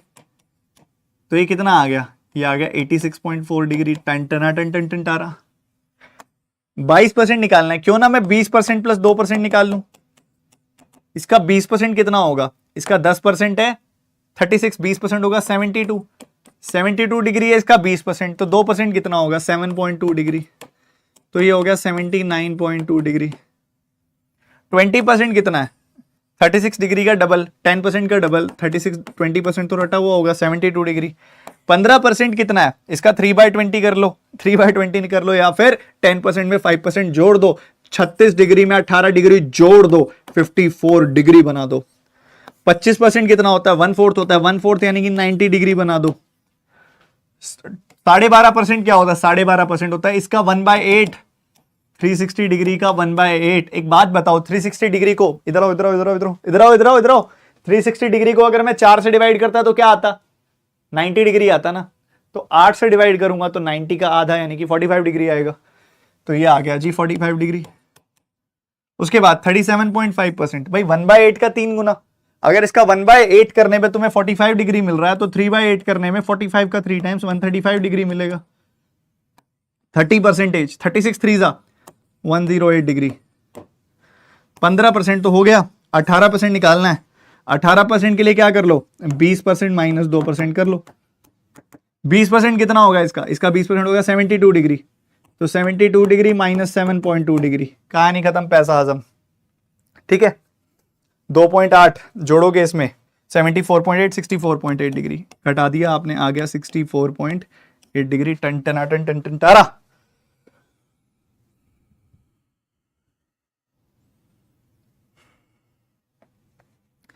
मैं ऐसा तगड़ा दिमाग में बिठाऊंगा ना, निकाल नहीं पाओगे। रिवाइज रिवाइज रिवाइज, टीआई तुम्हारे लिए खेलना बना दी ना, तो देखना।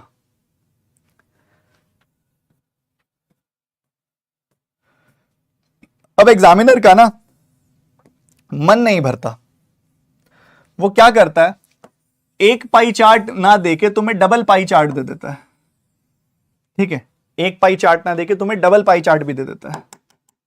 ठीक है, डबल पाई चार्ट तुम्हारे सामने रख देता है, ऐसे डबल पाई चार्ट बना देता है। वो बोल देता है, वैसे बोल देता है, कहता है एक कॉलेज के अंदर टोटल मेल जो है ना वो है 10,000, या टोटल स्टूडेंट्स लिख देता है, टोटल स्टूडेंट्स जो हैं वो हैं 10,000, और यहां लिख देता है उसमें से टोटल बॉयज हैं 6,000, ऐसे कर देता है।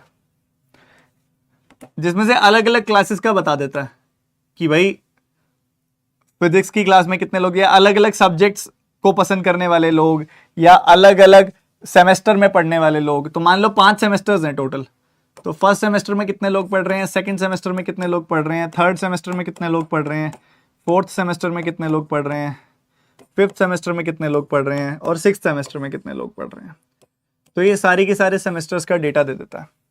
ठीक है, ये बोल देता है जी यहाँ पे 10% है वैल्यू, यहाँ बोल देता है जी 5% है वैल्यू, यहाँ बोल देता है जी 15% है वैल्यू, यहाँ बोल देता है जी 20% है वैल्यू। ठीक है,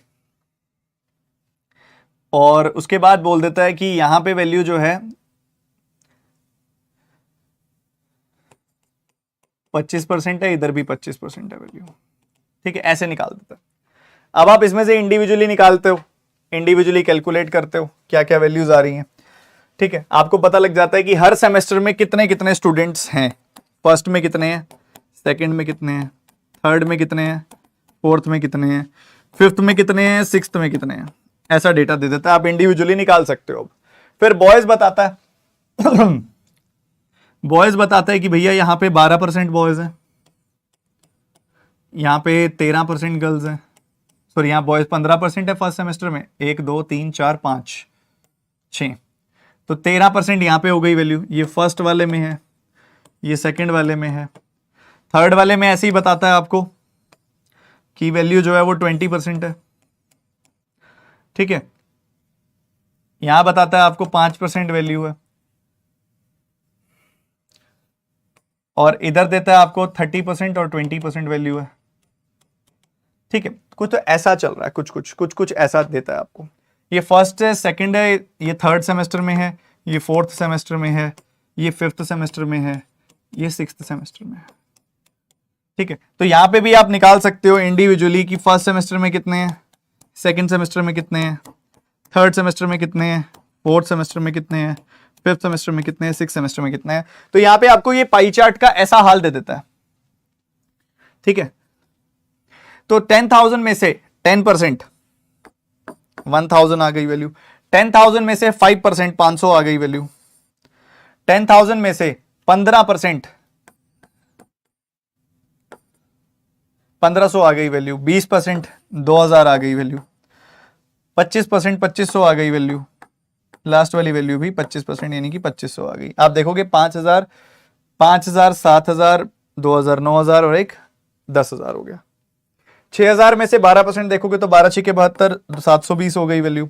उसके बाद 13% देखोगे तो 13 छिके 78, 780 हो गई वैल्यू। ठीक है, 780 हो गई वैल्यू। ये थोड़ा सा छोटा नंबर लेना पड़ेगा हमें, थोड़ा सा छोटा नंबर ले लेते हैं यहाँ पे। 13% की जगह ले लेते हैं यहाँ पे मात्र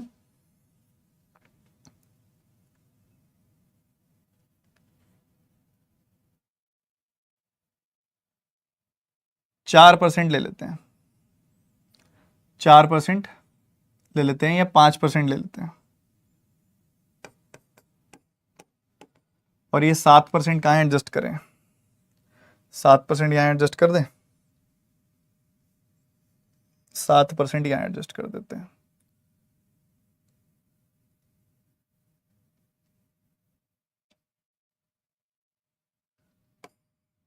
कितना हो गया टोटल, मैंने मिस कर दिया, एक बार बताना दोबारा।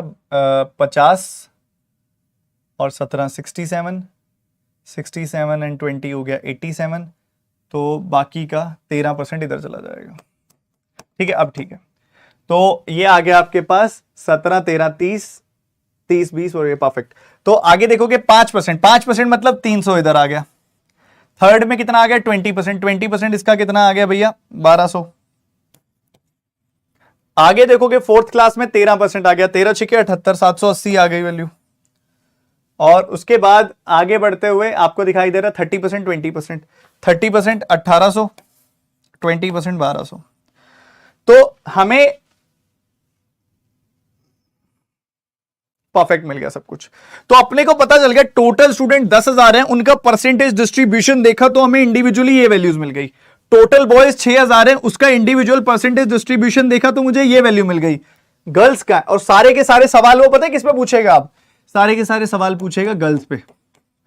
वो बोलेगा girls of third semester is what percentage more than girls of fifth semester, girls of first second and third semester, और रेशो पूछ लेगा fourth fifth and six semester, girls की रेशो पूछेगा, बार बार गर्ल्स की वैल्यू निकालेगा। ये तो डेटा हमने निकाला है ना, वो तो आपको देगा total students distribution, total student distribution, और data total students total boys distribution दे देगा। और उसके बाद आपके पास क्वेश्चन पूछेगा बार बार गर्ल्स के ऊपर।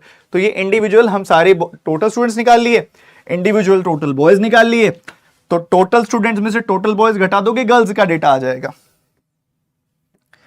तो अगर हम first second third fourth fifth six semester की गर्ल्स देखें तो 1000 टोटल है, जिसमें से 720 बॉयज हैं, तो बाकी बचे हुए 280 हो गई गर्ल्स। 500 में से 300 गया, 200 आ गई वैल्यू। 1500 में से 1200 गया, 300 आ गई वैल्यू। 2000 में से 780 गया, 1220 आ गई वैल्यू। 2500 में से 1800 गया, 700 आ गई वैल्यू। 2500 में से 1200 गया, 1300 आ गई वैल्यू। तो ये काउंट जो आ गया, ये काउंट आ गया जी गर्ल्स का। तो ये इंडिविजुअली हमने सारी की सारी गर्ल्स की वैल्यूज कैलकुलेट कर ली कि कितनी कितनी है। अब जो मर्जी क्वेश्चन पूछे जाओ, हम तैयार हैं।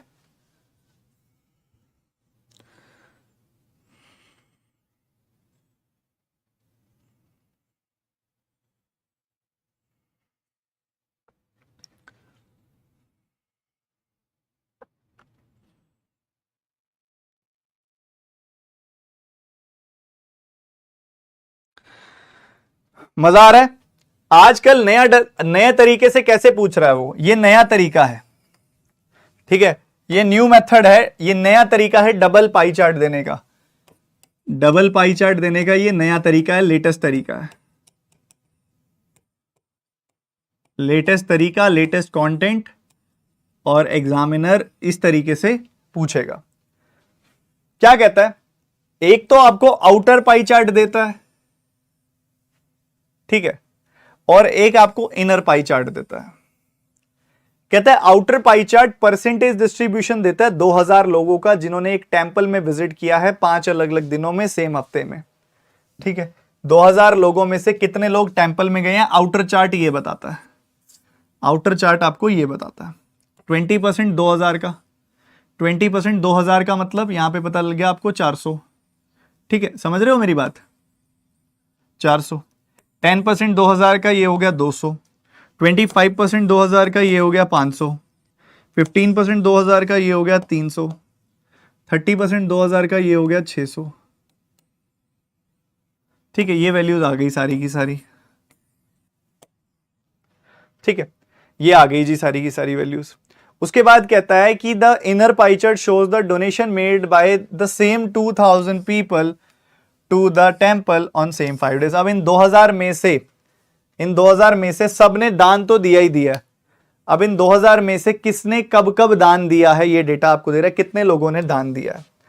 सबसे पहली बात, 90 डिग्री मतलब कितना होता है, 90/360 यानी कि 25%। 72 डिग्री मतलब 20%। 54 डिग्री मतलब 15%, भूल गए क्या? 108 डिग्री मतलब 30%, और 36 डिग्री मतलब 10%। तो डोनेट करने वाले लोग कितने कितने लोगों ने डोनेट किया है, Monday, Tuesday, Wednesday, Thursday, Friday. तो 25% पहले दिन, 25% पहले दिन मतलब 500 लोगों ने पहले दिन डोनेट किया है, ठीक है।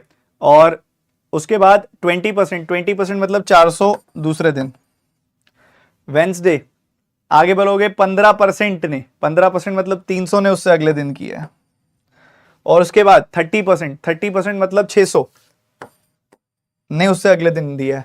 फ्राइडे को 10% ने मतलब 200 ने दिया, ठीक है। अब इतना ज्यादा इसको लॉजिकली मत पकड़ना कि सर पहले दिन तो आए 400 थे तो 500 ने कैसे डोनेट कर दिया, ये सब चीजें मत सोचना, ये एक रेफरेंस के लिए है, ये क्वेश्चंस नहीं है। क्वेश्चंस में इतना प्रॉपर क्लैरिटी रखी जाती है, ये सिर्फ और सिर्फ एक बिगिनर लेवल लर्निंग के लिए, तुम्हें समझाने के लिए चीजें लेके आया हूं कि कैसे कैसे पॉसिबल है, क्या क्या होता है। This is basically the concept class, not the practice class. DI वगैरह पूरा डिटेल में प्रैक्टिस कराऊंगा, इतने सारे सेट प्रैक्टिस करा दूंगा इस उड़ान कोर्स में कि आप पगला जाओगे, कहोगे डीआई है कि क्या बच्चों का खेल है, रे बाबा क्या करा रहे हो यार, बहुत आसान है। तो डबल पाई चार्ट वो अलग अलग निकाल के भी पूछ सकता है और एक में सबमर्ज करके भी पूछ सकता है, ठीक है। तो ये सब चीजें वो ट्राई करता है, ठीक है। ऐसे ऐसे उस पर क्वेश्चंस बना देता है वो कि कितने लोगों ने डोनेट किया वेंसडे को, कितने लोगों ने डोनेट किया मंडे को, उनकी रेशो बता दो, या फ्राइडे को जो लोग आए वो कितने प्रतिशत ज्यादा या कम थे जो ट्यूसडे को लोग आए, जो टेंपल में आए थर्सडे को और जिन्होंने डोनेट किया थर्सडे को, उनके बीच की रेशो क्या है। और ऐसे ऐसे अलग अलग सिंपल सिंपल क्वेश्चंस बनाए जा सकते हैं, ठीक है। बहुत सिंपल सिंपल क्वेश्चंस आपके सामने रखे जा सकते हैं, अलग अलग तरह के क्वेश्चंस, ठीक है। Let's move to the next type. आज हमने टेबल के बारे में बात की थी। टेबल को मैंने मोस्ट सिंपलर वर्जन बताया था।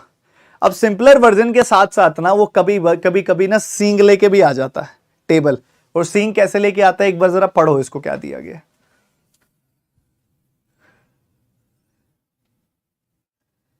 अरे पढ़ लो यार, तुम तो छुट्टी छुट्टी कर रहे हो।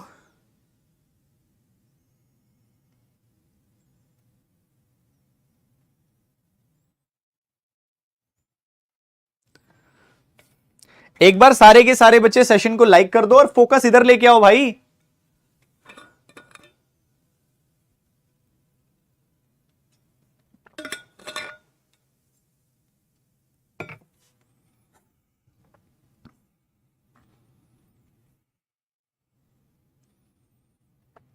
सर 5/18 18/5 कैसे करते हैं, वो तो ऐसे बना ना, 3.6 मतलब 36/10 मतलब 18/5। तो जब आप 3.6 से मल्टीप्लाई कर रहे हो तो 18/5 हो गया, जब आप 3.6 से डिवाइड कर रहे हो तो 18 नीचे 5 ऊपर हो गया। तो उसका तो देखो बात वही है, करना चाहो तो कर सकते हो, बट प्रैक्टिकली कोई ज्यादा फायदा नुकसान होता नहीं है। अब ये क्या होता है, लिटरेट इलिटरेट का डेटा वाला डी आई है, इसको बोलते हैं स्ट्रक्चर बेस्ड क्वेश्चन। अब ये स्ट्रक्चर बेस्ड क्वेश्चंस क्या होते हैं बताता हूं, थोड़ा ध्यान से समझना। जो टोटल वैल्यू होती है ना, उस टोटल वैल्यू को दो तरह से डिस्ट्रीब्यूट कर देते हैं या 3 तरह से डिस्ट्रीब्यूट कर देते हैं। जैसे कि मान लो एक शहर में 500 लोग रहते हैं, इन 500 लोगों में से मेल जो है वो 300 है और फीमेल जो है 200 है। इसका अब इसमें पेट नहीं भरा। उसके साथ साथ वो आपको पता है क्या बोलता है, उसके साथ साथ वो आपको बोलता है इन 500 लोगों में से लिटरेट जो है वो 270 हैं और इलिटरेट यानी कि अनपढ़ बाकी के 230 हैं। ठीक है, तो इसने एक ही चीज के 2 डिस्ट्रीब्यूशन दे दिए। ठीक है, इन 500 लोगों के इसने 2 डिस्ट्रीब्यूशन दे दिए, एक तो दे दिया मेल फीमेल, एक दे दिया लिटरेट इलिटरेट। क्या इतने डेटा से मैं बता सकता हूं कि मेल में कितने लिटरेट और कितने इलिटरेट हैं, या मेल इलिटरेट कितने हैं, फीमेल लिटरेट कितनी है? क्या मैं बता सकता हूं सिर्फ इतने से डेटा से? नहीं बता सकता। तो अब वो क्या करता है, वो आपको एक छोटी सी इंफॉर्मेशन और देता है, जिसके बाद चीजें आसान हो जाती हैं। छोटी सी इंफॉर्मेशन क्या देगा, वो आपको बता देगा कि फीमेल लिटरेट जो हैं वो 120 है। अब इतनी से डेटा का इस्तेमाल करके आप बाकी चीजों तक पहुंचने की कोशिश कर सकते हो कि भैया फीमेल में फर्दर या तो लिटरेट होंगे लोग या इलिटरेट होंगे लोग। ठीक है, तो कहता है फीमेल लिटरेट 120 है, तो बाकी 80 इलिटरेट होंगी। सही बात है, मेल्स में भी लिटरेट और इलिटरेट का डेटा है। हम जानते हैं कि टोटल लिटरेट लोग हैं 270, 270 में से 120 तो हो गई महिलाएं, तो बाकी बच गई 150, 150 होंगे बाकी के लोग, बाकी के आदमी। 300 में से 150 गया, बाकी आ गया 150। तो वो क्या करता है, जैसे इसमें भी इसने किया कि मेल लिटरेट फीमेल इलिटरेट ये सब डेटा दे दिया। ये डेटा इतना सफिशिएंट है कि आप इंडिविजुअली बता सकते हो कि हर एक में कितने टोटल लोग हैं, कितने लिटरेट हैं, कितने इलिटरेट हैं, कितने मेल है, कितनी फीमेल है। इस स्ट्रक्चर का इस्तेमाल करते हुए फिर ये क्वेश्चंस बनाता है और स्ट्रक्चर बेस्ड क्वेश्चंस आपको देके थोड़ा सा आपका टाइम किल करने की कोशिश करता है।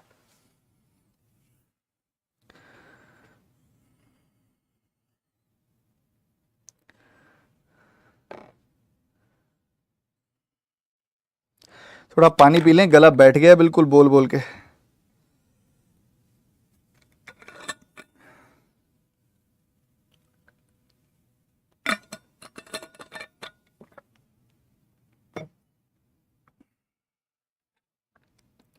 ठीक है बच्चों, सबसे पहले इस डेटा को समझते हैं। मुझे एक बात बताओ, वो क्या कह रहा है, वो ऊपर कह रहा है मेल प्लस फीमेल से भी आपको टोटल मिलता है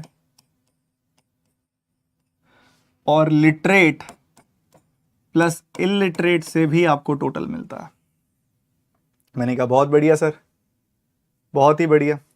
समझना आप ध्यान से मेरी बात को। कहते हैं टोटल निकालना हो तो मेल प्लस फीमेल से भी निकाला जा सकता है, और टोटल निकालना हो तो लिटरेट प्लस इलिटरेट से भी निकाला जा सकता है। मतलब जो वैल्यू इधर से आएगी वही वैल्यू इधर से आएगी। सही बात है, मुझे मेल और लिटरेट की रेशो दी हुई है, उधर फीमेल और इलिटरेट की वैल्यू दी हुई है, तो मेल एंड लिटरेट की रेशो है, तो मैं इस लिटरेट को लेफ्ट हैंड साइड ले आऊं तो ऐसा बन जाएगा, और इलिटरेट माइनस फीमेल कर देता हूं, इलिटरेट माइनस फीमेल। ये बन गया कि जो इन दोनों के बीच का डिफरेंस होगा वही इन दोनों के बीच का डिफरेंस होना चाहिए। तो अगर आप इलिटरेट में से फीमेल घटाते जाओ, ठीक है, इलिटरेट में से फीमेल घटाते जाओ, या फिर उल्टा भी कर सकते हो आप, डिफरेंस तक पहुंचना है आपने बेसिकली। ठीक है, डिफरेंस तक पहुंचना है, तो वो आपका काम यहां पे आसान हो जाएगा। दोनों के डिफरेंसेस बराबर हैं, कहने की बात है। ठीक है, जो अब ये ऐसे भी हो सकता था, ऐसे भी हो सकता था, आप मेल को राइट हैंड साइड भी ले जा सकते थे, लिटरेट माइनस मेल कर देते तो ये फीमेल माइनस इलिटरेट हो जाता। तो मुद्दा यही है सीधा सा कि जो डिफरेंस इन दोनों के बीच में होगा वही डिफरेंस इन दोनों के बीच में होगा, जो डिफरेंस इन दोनों के बीच में होगा वही डिफरेंस इन दोनों के बीच में होगा, जो डिफरेंस इन दोनों के बीच में होगा वही डिफरेंस इन दोनों के बीच में होगा। बस ये बात है, जो मेल और लिटरेट के बीच का डिफरेंस होगा वही इलिटरेट और फीमेल के बीच का डिफरेंस होगा। तो इन दोनों के बीच का डिफरेंस मैं देख पा रहा हूं 500 है, इन दोनों के बीच का डिफरेंस 100 देख पा रहा हूं, इन दोनों के बीच का डिफरेंस भी मैं 100 देख पा रहा हूं, इन दोनों के बीच का डिफरेंस मैं 300 देख पा रहा हूं, इन दोनों के बीच का डिफरेंस भी मैं 300 देख पा रहा हूं। इन दोनों के बीच का डिफरेंस है 2 यूनिट, इन दोनों के बीच का डिफरेंस है 1 यूनिट, इन दोनों के बीच का डिफरेंस है 1 यूनिट, इन दोनों के बीच का डिफरेंस है 3 यूनिट, इन दोनों के बीच का डिफरेंस है 3 यूनिट। अब 2 यूनिट की वैल्यू 500 है क्योंकि ऑब्वियसली डिफरेंस बराबर होगा, 1 यूनिट की वैल्यू 100 है, 1 यूनिट की वैल्यू 100 है, 3 यूनिट की वैल्यू 300 है, 3 यूनिट की वैल्यू 300 है। तो 2 यूनिट की वैल्यू अगर 150 है, 2 यूनिट की वैल्यू अगर 500 है तो 1 यूनिट की वैल्यू हो गई 250। तो 200 का 3 गुना, 250 का 3 गुना, 250 का 5 गुना, ये वैल्यूज आ जाएंगी। 1 यूनिट की वैल्यू 100 है तो ये 200 300 हो गई वैल्यू, 1 यूनिट की वैल्यू 100 है तो ये 400 300 हो गई वैल्यू, 1 यूनिट की वैल्यू 100 है तो ये 800 500 हो गई वैल्यू, 1 यूनिट की वैल्यू 100 है तो ये 500 800 हो गई वैल्यू। तो कहने की है तुमसे जो ये बात सुनते चलो, हर जगह हम मेल और फीमेल साथ ही लिटरेट और इलिटरेट निकाल चुके हैं, लिटरेट और इलिटरेट निकाल चुके हैं।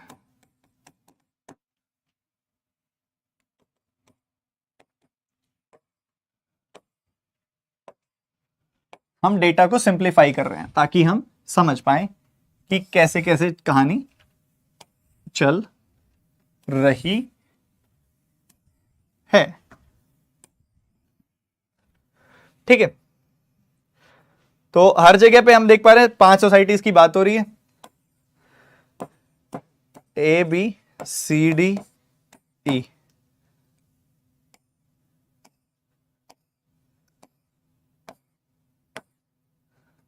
चलो जी, अब सबसे पहले मैं देख पा रहा हूं मेल्स की वैल्यू कितनी है, 750 200, 750 200, 400 800 500,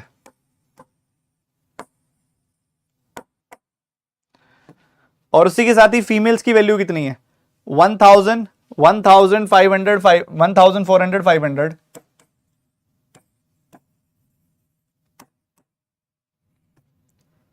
750। सम कितना हो गया 1750, सम कितना हो गया 600, सम कितना हो गया 900, सम हो गया 1500, सम हो गया 1250। वहीं दूसरी तरफ अगर आप लिटरेट की बात करो, लिटरेट्स कितने हैं, 1250 300, 1250 300, 300 500 800। इलिटरेट्स कितने हैं, 500 300 600 1000,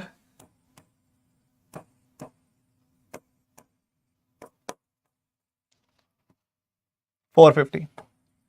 चाहे आप टैली कर लीजिए, इन दोनों का सम 1750 है, इन दोनों का सम 600 है, इन दोनों का सम 900 है, इन दोनों का सम 1500 है, इन दोनों का सम 1250 है।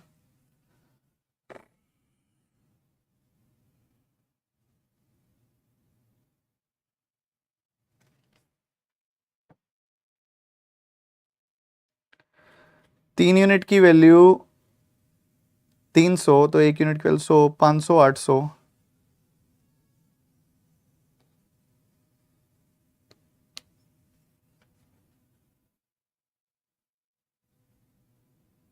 कौन से वाला 1500 कह रहे हो बच्चे, लास्ट वाला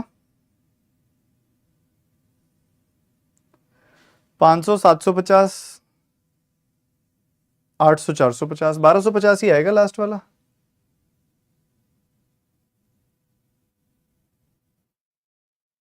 सर लास्ट डेटा चेक कर लें, 750 और 450 का डिफरेंस हो गया 300। इन दोनों के बीच का डिफरेंस भी हो गया 3 यूनिट। 3 यूनिट की वैल्यू 300, तो 1 यूनिट की वैल्यू 100, तो 800 500 हो गई वैल्यू। 500 मेल है, 750 फीमेल है, 1250 लोग हो गए। 800 लिटरेट है, 450 इलिटरेट है, 1250 इलिटरेट हो गए। सही तो है बच्चे, तुमने कोई गलती की है? मैंने सही लिखा है भैया। तो इसको दे दिया आपने डेटा, इस तरीके से डेटा दे दिया। अब इधर आपको ये तो पता है कि टोटल कितने हैं, इधर आपको पता है मेल्स कितने हैं, इधर आपको पता है फीमेल्स कितने हैं, आपको पता है टोटल में से लिटरेट कितने हैं, आपको पता है टोटल में से इलिटरेट कितने हैं। बट आपको क्या ये पता है कि फीमेल इलिटरेट कितने हैं, मेल लिटरेट कितने हैं, मेल इलिटरेट कितने हैं, फीमेल इलिटरेट कितनी है? नहीं पता ना। तो सवाल इसके ऊपर स्ट्रक्चर बना बना के देगा वो बार बार।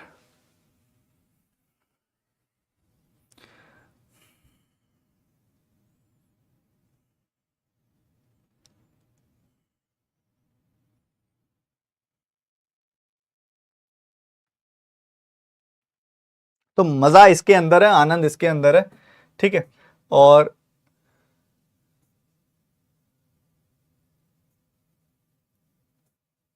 तो ये तो देखो, मैंने आपको बोला ना गिवन डेटा, मैंने आपको दो तरह की कैटेगरी बताई थी बच्चों, अगर आपको याद हो तो।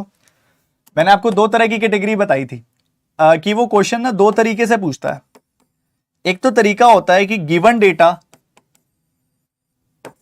डेटा के साथ मैथमेटिकल ऑपरेशंस लगाता है और वो डेटा देता है। तो जैसे कि ये लगाया आपने, सारा डेटा निकाल लिया, सारा डेटा निकालने के बाद क्या सोसाइटी ए के मेल्स और फीमेल्स निकालने की रेशियो में कोई एफर्ट आएगा? नहीं। यह सिंपल क्वेश्चन है। क्या सोसाइटी डी के लिटरेट और इलिटरेट का डिफरेंस निकालने में एफर्ट आएगा? सिंपल सी बात है। क्या इलिटरेट ई के मेल से कितने प्रतिशत ज्यादा या कम है, ये निकालने में कुछ एफर्ट आएगा? नहीं। बी में कितने लिटरेट है, क्या ये निकालने में कुछ एफर्ट आएगा? नहीं। मैक्सिमम परसेंटेज ऑफ फीमेल कितनी है, हर एक में फीमेल का परसेंटेज निकाल लो, पता लग जाएगा मैक्सिमम कितनी है, हो जाएगा। बट ये भी एक हो गया, डायरेक्ट क्वेश्चन हो गया सोसाइटी में कि इलिटरेट पीपल जो है किस में मैक्सिमम है, ठीक है। ये सब डेटा सारे के सारे जो है ना इनडायरेक्ट डेटा है, ठीक है। सो डायरेक्ट डेटा है, जैसे ये क्वेश्चन हो गया, ये भी डायरेक्ट डेटा पे बेस्ड हो गया कि एवरेज ऑफ इलिटरेट पांचों का, एवरेज ऑफ लिटरेट पांचों का रेशियो निकाल दो, ठीक है। डिफरेंस पांचों के टोटल का और फीमेल पांचों का, ठीक है। अब इसको अगर आप देखोगे ना, इसको बोलते हैं यहां पे कि थोड़ा सा डेटा, थोड़ा सा इसने अब एक्स्ट्रा दिया और उस पर क्वेश्चन पूछा, ठीक। थोड़ा सा डेटा एक्स्ट्रा दिया, इसको बोलते हैं टाइप 2 के क्वेश्चन, जिसमें वो थोड़ा एक्स्ट्रा डेटा ऐड करता है और उस पर क्वेश्चन पूछता है। जैसे कि उसने बोला कि सोसाइटी ए में 80% मेल जो हैं वो लिटरेट हैं, ठीक है। सोसाइटी ए की बात हो रही है। सोसाइटी ए का डिस्ट्रीब्यूशन जो था वो क्या था? 1750 लोग थे शायद टोटल। 1750 में नहीं, 1750 नहीं थे, कितने थे?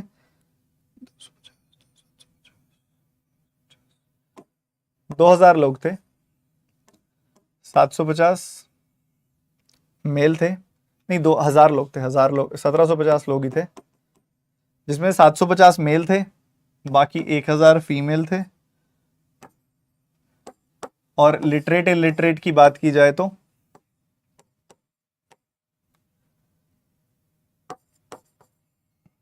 ये वैल्यू थी ना, मैं पीछे नहीं करना चाह रहा, ऐसे ही निकाल दी मैंने, ठीक है। तो अब वो क्या बोलता है? अब वो बोलता है कि भैया जी एक बात बताओ, कहता है 80% मेल्स लिटरेट है, 80% जो मेल्स है ना वो लिटरेट है, और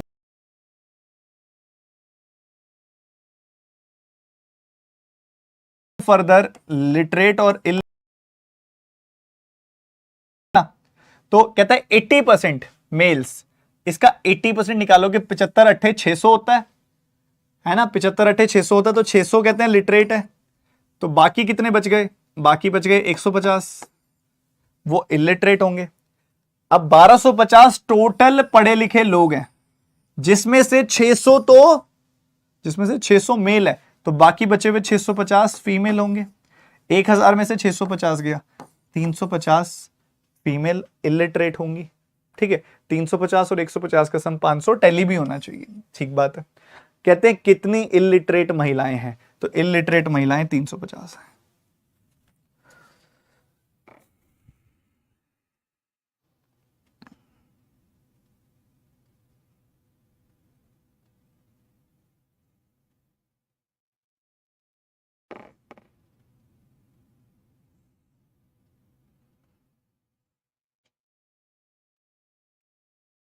ठीक है, तो इसको बोलते हैं स्ट्रक्चर बेस्ड क्वेश्चन।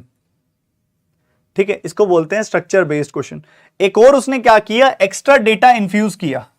कई बच्चे बोलेंगे सर एक डीआई में 10-10 क्वेश्चन कराओगे क्या? मैं कह रहा हूं आज हमारी कॉन्सेप्ट लर्निंग क्लास है, हर एक छोटी से छोटी चीज को आपके सामने समझाने की कोशिश कर रहा हूं। किस किस तरह के क्वेश्चन एग्जामिनर डीआई में पूछ सकता है ये बताने की कोशिश कर रहा हूं, कैसी कैसी डीआई पॉसिबल है ये समझाने की कोशिश कर रहा हूं। ये एक ओरिएंटेशन लेवल की, बिगिनर लेवल की, अंडरस्टैंडिंग लेवल की, फाउंडेशन लेवल की डीआई की क्लास है जो मैं आपके दिमाग में बिठाने की कोशिश कर रहा हूं।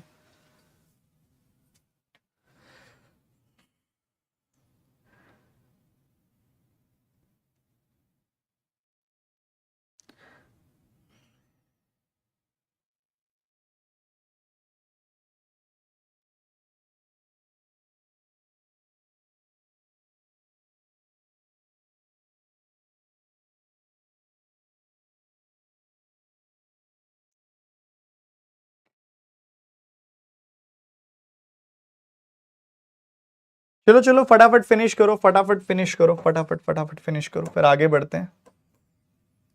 The number of literate males in society D and E are 700। D and E के लिटरेट मेल 700 हैं। ठीक है, सुनना ध्यान से।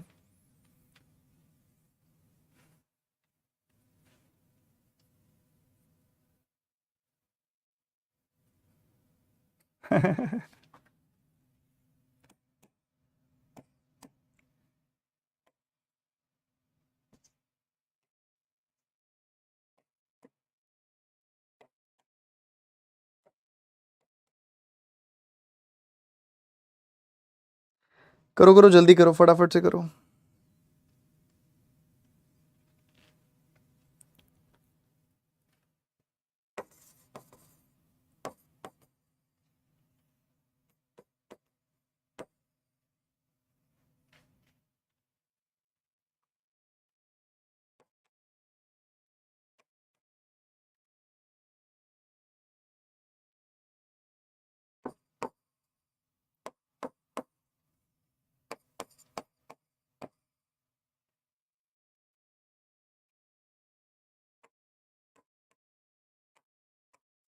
सो this is what we have the given data.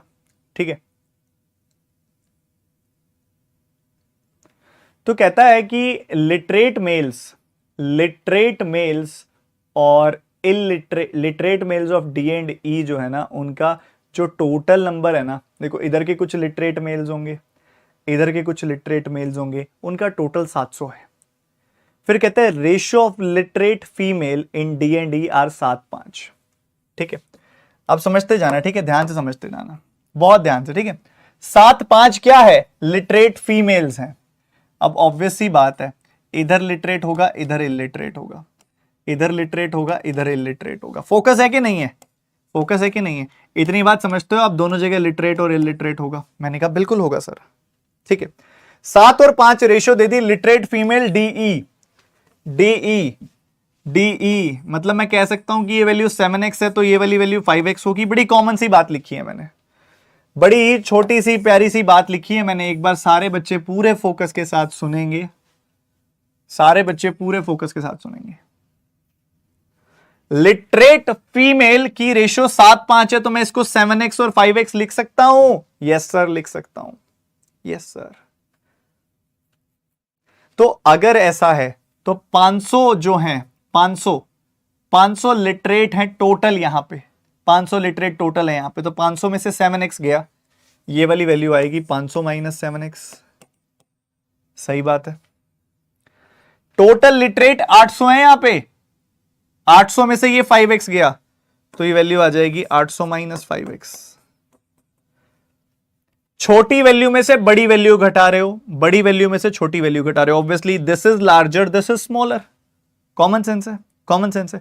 ये बड़ी वैल्यू है, उसमें से छोटी घटाई, ज्यादा फर्क नहीं पड़ा। छोटी में से बड़ी वैल्यू घटाती, ज्यादा फर्क पड़ गया। तो ये बड़ी वैल्यू है, ये छोटी वैल्यू है। हमें बताया गया है total number of literate males, इन दोनों का सम। अगर डिफरेंस बता देता तो कैसे करते, ये बता रहा हूं, ये बड़ी है ये छोटी है। ऑल्दो हमें इनका सम निकालना है। इनका सम कितना है? 1200 minus 12x, 1200 minus 12x, sorry 1300 minus 12x। इन दोनों का सम कितना है? 1300 माइनस 12x। 1300 माइनस 12x इनका सम है, and that is equal to 700।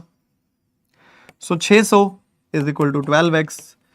12 पंजे 60, x की वैल्यू 50। x की वैल्यू 50 आ गई। Whatever you want to calculate, just calculate. x की वैल्यू आ गई 50। x की वैल्यू 50 निकलने के बाद जो मर्जी कैलकुलेट कर लो अब तो, क्योंकि ये आ गया 350, ये आ गया 250। x की वैल्यू 50 कैलकुलेट कर ली, तो ये भी 350 आ गया, ये आ गया 500। हमें क्या चाहिए? हमें इलिटरेट फीमेल चाहिए सोसाइटी ई की।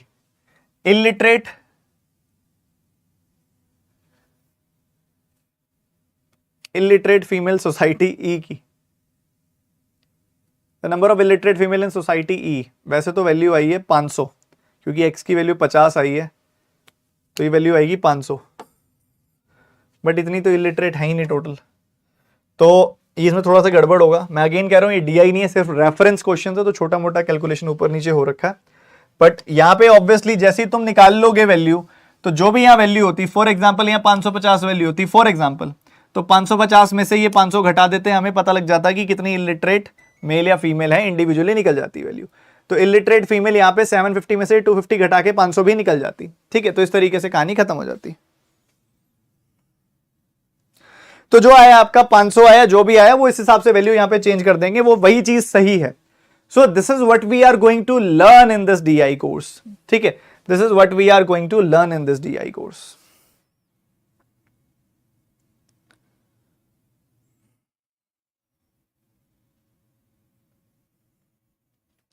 सर 1300 कैसे आया? 500 माइनस 7x और 800 माइनस 5x का सम कितना आएगा? इन दोनों वैल्यूज का सम कितना आएगा? 1300 minus 12x। 1300 minus 12x, so this value is equal to 700।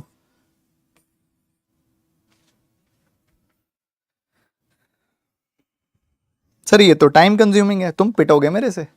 अभी तो मजा आएगा, धीरे धीरे तुम्हारी स्पीड तेज होती जाएगी तो टाइम कंज्यूमिंग नहीं रहेगा। इसी के साथ जो एक अगला टाइप जो मैं आपके साथ डिस्कस करने वाला हूं, मुझे पता तुम्हारे सबको जाना है, भागना है, बट एक छोटी सी चीज जो मैं और डिस्कस करना चाहता हूं, और एक टाइप जो तुम RRB में एक्सपेक्ट कर सकते हो, बहुत ही ज्यादा इंपॉर्टेंट है, फॉर्मूला बेस्ड। बाकी की क्लास तो कल ऐप पे होगी। अगर कोई बच्चा यहां पे ऐसा कोई है जो DI पढ़ना चाहता है, डिटेल में सीखना चाहता है और अफोर्ड कर सकता है, तो आप यस ऑफिसर की सब्सक्रिप्शन ले लो। आप कंप्लीट सब्सक्रिप्शन भी ले सकते हो, आप एक्सक्लूसिव सब्सक्रिप्शन भी ले सकते हो। उनके लिंक्स डिस्क्रिप्शन में है। कंप्लीट सब्सक्रिप्शन हो या एक्सक्लूसिव सब्सक्रिप्शन हो, आपको मैक्सिमम पॉसिबल जो डिस्काउंट है वो मिल जाएगा। एक्सक्लूसिव मेरे अकेले की सब्सक्रिप्शन भी ले सकते हो आप, अगर सिर्फ क्वांट पढ़ना चाहते हो। आशीष अरोड़ा एक्सक्लूसिव, ठीक है, आशीष अरोड़ा एक्सक्लूसिव, इसका लिंक डिस्क्रिप्शन में मिल जाएगा। कोड यूज करिएगा TT10, आपको मैक्सिमम डिस्काउंट मिल जाएगा। और अगर आप कंप्लीट सब्सक्रिप्शन लेना चाहते हैं, सारे के सारे टीचर से पढ़ना चाहते हैं, तो अभी SD25 कोड से आपको 25% डिस्काउंट भी मिल रहा है। इसमें सारे टीचर्स की क्लासेस मिल जाएंगी आपको। ठीक है, अभी फॉर्मूला बेस्ड की तरफ मैं आगे मूव करना चाहता हूं। जैसे कि आप सभी पता है, आपको एक सुना होगा कि भैया लास्ट के ओवर्स में धोनी का स्ट्राइक रेट जो है बहुत ज्यादा बढ़ जाता है, लास्ट के ओवर्स में विराट कोहली का स्ट्राइक रेट बहुत ज्यादा बढ़ जाता है। इस टर्म का मतलब क्या होता है? इस टर्म का मतलब होता है basically total number of run scored by total number of balls played into 100। ठीक है, ये होता है total number of run scored, total run scored over total number of balls played into 100। इसको बोलते हैं स्ट्राइक रेट। तो वो क्या करता है, आपको ऐसी DI भी देने के पूरे पूरे चांस है। ठीक है, स्ट्राइक रेट बेस्ड DI कहते हैं इसको। अब वो फॉर्मूला ये यूज कर रहा है, अब जरूरी नहीं है वो फॉर्मूला ये यूज करेगा। अब इसमें वो पता है क्या देगा, जैसे इसमें देखो रन स्कोर्ड दे दिया, बॉल्स प्लेड दे दिया, रन स्कोर्ड दे दिया, बॉल्स प्लेड दे दिया। आपको क्वेश्चन जो सारे के सारे आएंगे ना, इसमें स्ट्राइक रेट के आएंगे। तो आपको पहले क्या करना पड़ेगा, रन्स को बॉल से डिवाइड करना पड़ेगा, इनटू 100 करना पड़ेगा। तो आपको सबकी स्ट्राइक रेट पता लग जाएगी कि सचिन, डेविड, राहुल, विराट, कुणाल सबकी जो है स्ट्राइक रेट कितनी है। आप क्या करेंगे, runs divided by balls, runs divided by balls into 100, runs divided by balls into 100 करेंगे, आपको स्ट्राइक रेट पता लग जाएगा और आपका स्ट्राइक रेट आ जाएगा। फिर सारे के सारे क्वेश्चन वो बार बार स्ट्राइक रेट पे पूछेगा, स्ट्राइक रेट ऑफ सचिन कितना है, strike rate of Rahul Kunal की रेशियो कितनी है, ऐसे ऐसे क्वेश्चंस आपसे पूछेगा अलग अलग तरह से, जो मैं अभी आपको कराऊंगा भी सही स्ट्राइक रेट के ऊपर बेस्ड। अब वो जरूरी नहीं है स्ट्राइक रेट पूछेगा सिर्फ, वो बॉलिंग एवरेज भी पूछ सकता है। वो बॉलिंग एवरेज वो आपको फॉर्मूला दे देगा, वो टेंशन नहीं है, बॉलिंग एवरेज के ऊपर बेस्ड क्वेश्चन भी दे सकता है वो आपको, ठीक है। बॉलिंग एवरेज जिसमें आपको वो डेटा जो देगा वो देगा रन्स स्कोर्ड ओवर विकेट्स, कितनी विकेट्स गई हैं, ऐसा डेटा भी दे सकता है। वो आपको बहुत ज्यादा सिंपल प्रॉफिट परसेंटेज के ऊपर डीआई दे सकता है, जिसमें वो बोलेगा expenditure, income minus expenditure over expenditure into 100।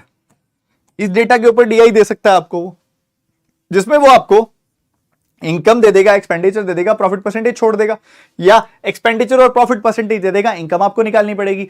इसमें तीन चीजों का इस्तेमाल हो रहा है, प्रॉफिट परसेंटेज, इनकम और एक्सपेंडिचर। इन तीनों में से दो चीजें दे देगा और तीसरी आपको निकालनी होगी, या फिर इन तीनों में से दो का डिफरेंस दे देगा और एक वैल्यू दे देगा जिसके मदद से आपको निकालनी पड़ेगी।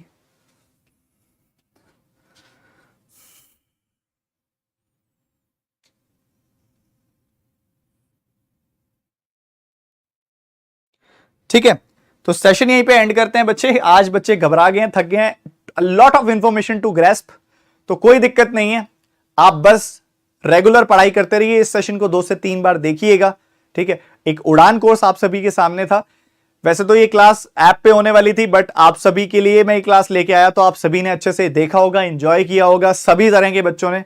तो सेशन को लाइक कीजिएगा, पहली बार इस चैनल पे आए हैं तो सब्सक्राइब एंड बेल आइकन पर जरूर क्लिक कीजिएगा, सेशन को जरूर लाइक कीजिएगा और कमेंट सेक्शन में एक छोटे से सवाल का जवाब दीजिएगा। एक छोटे से सवाल का जवाब, कहां गया कहां गया कहां गया,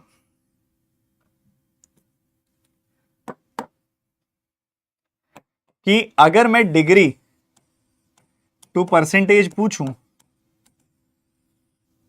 तो इन तीनों की परसेंटेज क्या होगी, मुझे कमेंट सेक्शन में आप बताएंगे, ठीक है। बताएंगे ना, पक्का बताएंगे, देख लो।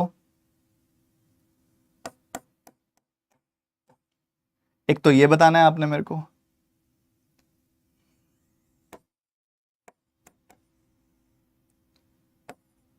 एक ये बताना है आपने मेरे को,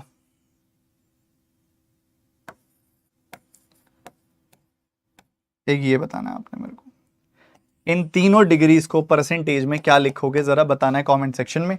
सेशन यहीं पे मैं एंड करता हूं और आगे बढ़ते हैं और सीखते हैं। देखो, कोई आपको, मैंने ये नहीं है कि भैया आपके ऊपर कोई किसी तरह का कोई कॉम्प्लिकेशन पैदा करी, आज बहुत अच्छा सीखा। चाहे आप अफोर्ड कर सकते हो चाहे नहीं कर सकते उड़ान कोर्स, आपको आज बहुत अच्छे से समझ में आया, ठीक है। एक वैल्यू एडिशन ही हुई है, कुछ सीखा ही है ना बच्चे, ठीक है।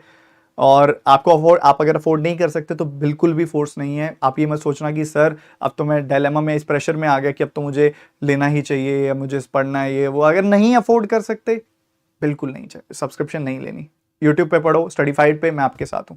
अगर अफोर्ड कर सकते हो, अगर अलाउ करती है पॉकेट, तो इससे बेहतरीन चीज कोई नहीं है कि यस ऑफिसर सब्सक्रिप्शन लीजिए, चाहे मेरे अकेले की लीजिए चाहे कंप्लीट सबकी लीजिए, और अपनी तैयारी को एक नेक्स्ट लेवल, एक अच्छी सी डायरेक्शन में आगे बढ़ाइए, ठीक है।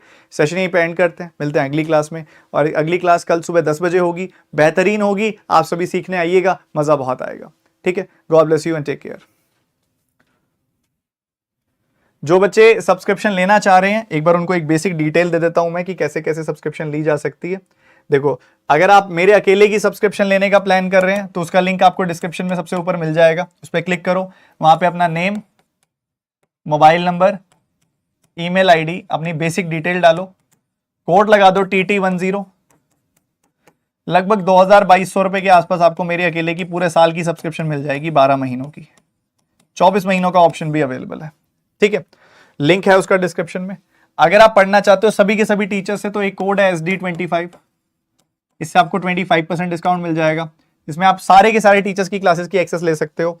12 + 2 महीने, 24 + 4 महीने, ये भी आपको मिलेगा। मतलब 12 महीने की जगह सीधा 14 महीने की सब्सक्रिप्शन दे रहे हैं यहाँ पे हम, 24 महीने की जगह 28 महीने की सब्सक्रिप्शन दे रहे हैं आपको।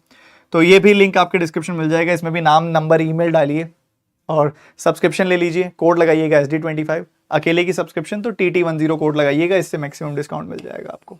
ठीक है, मिलते हैं अगली क्लास में।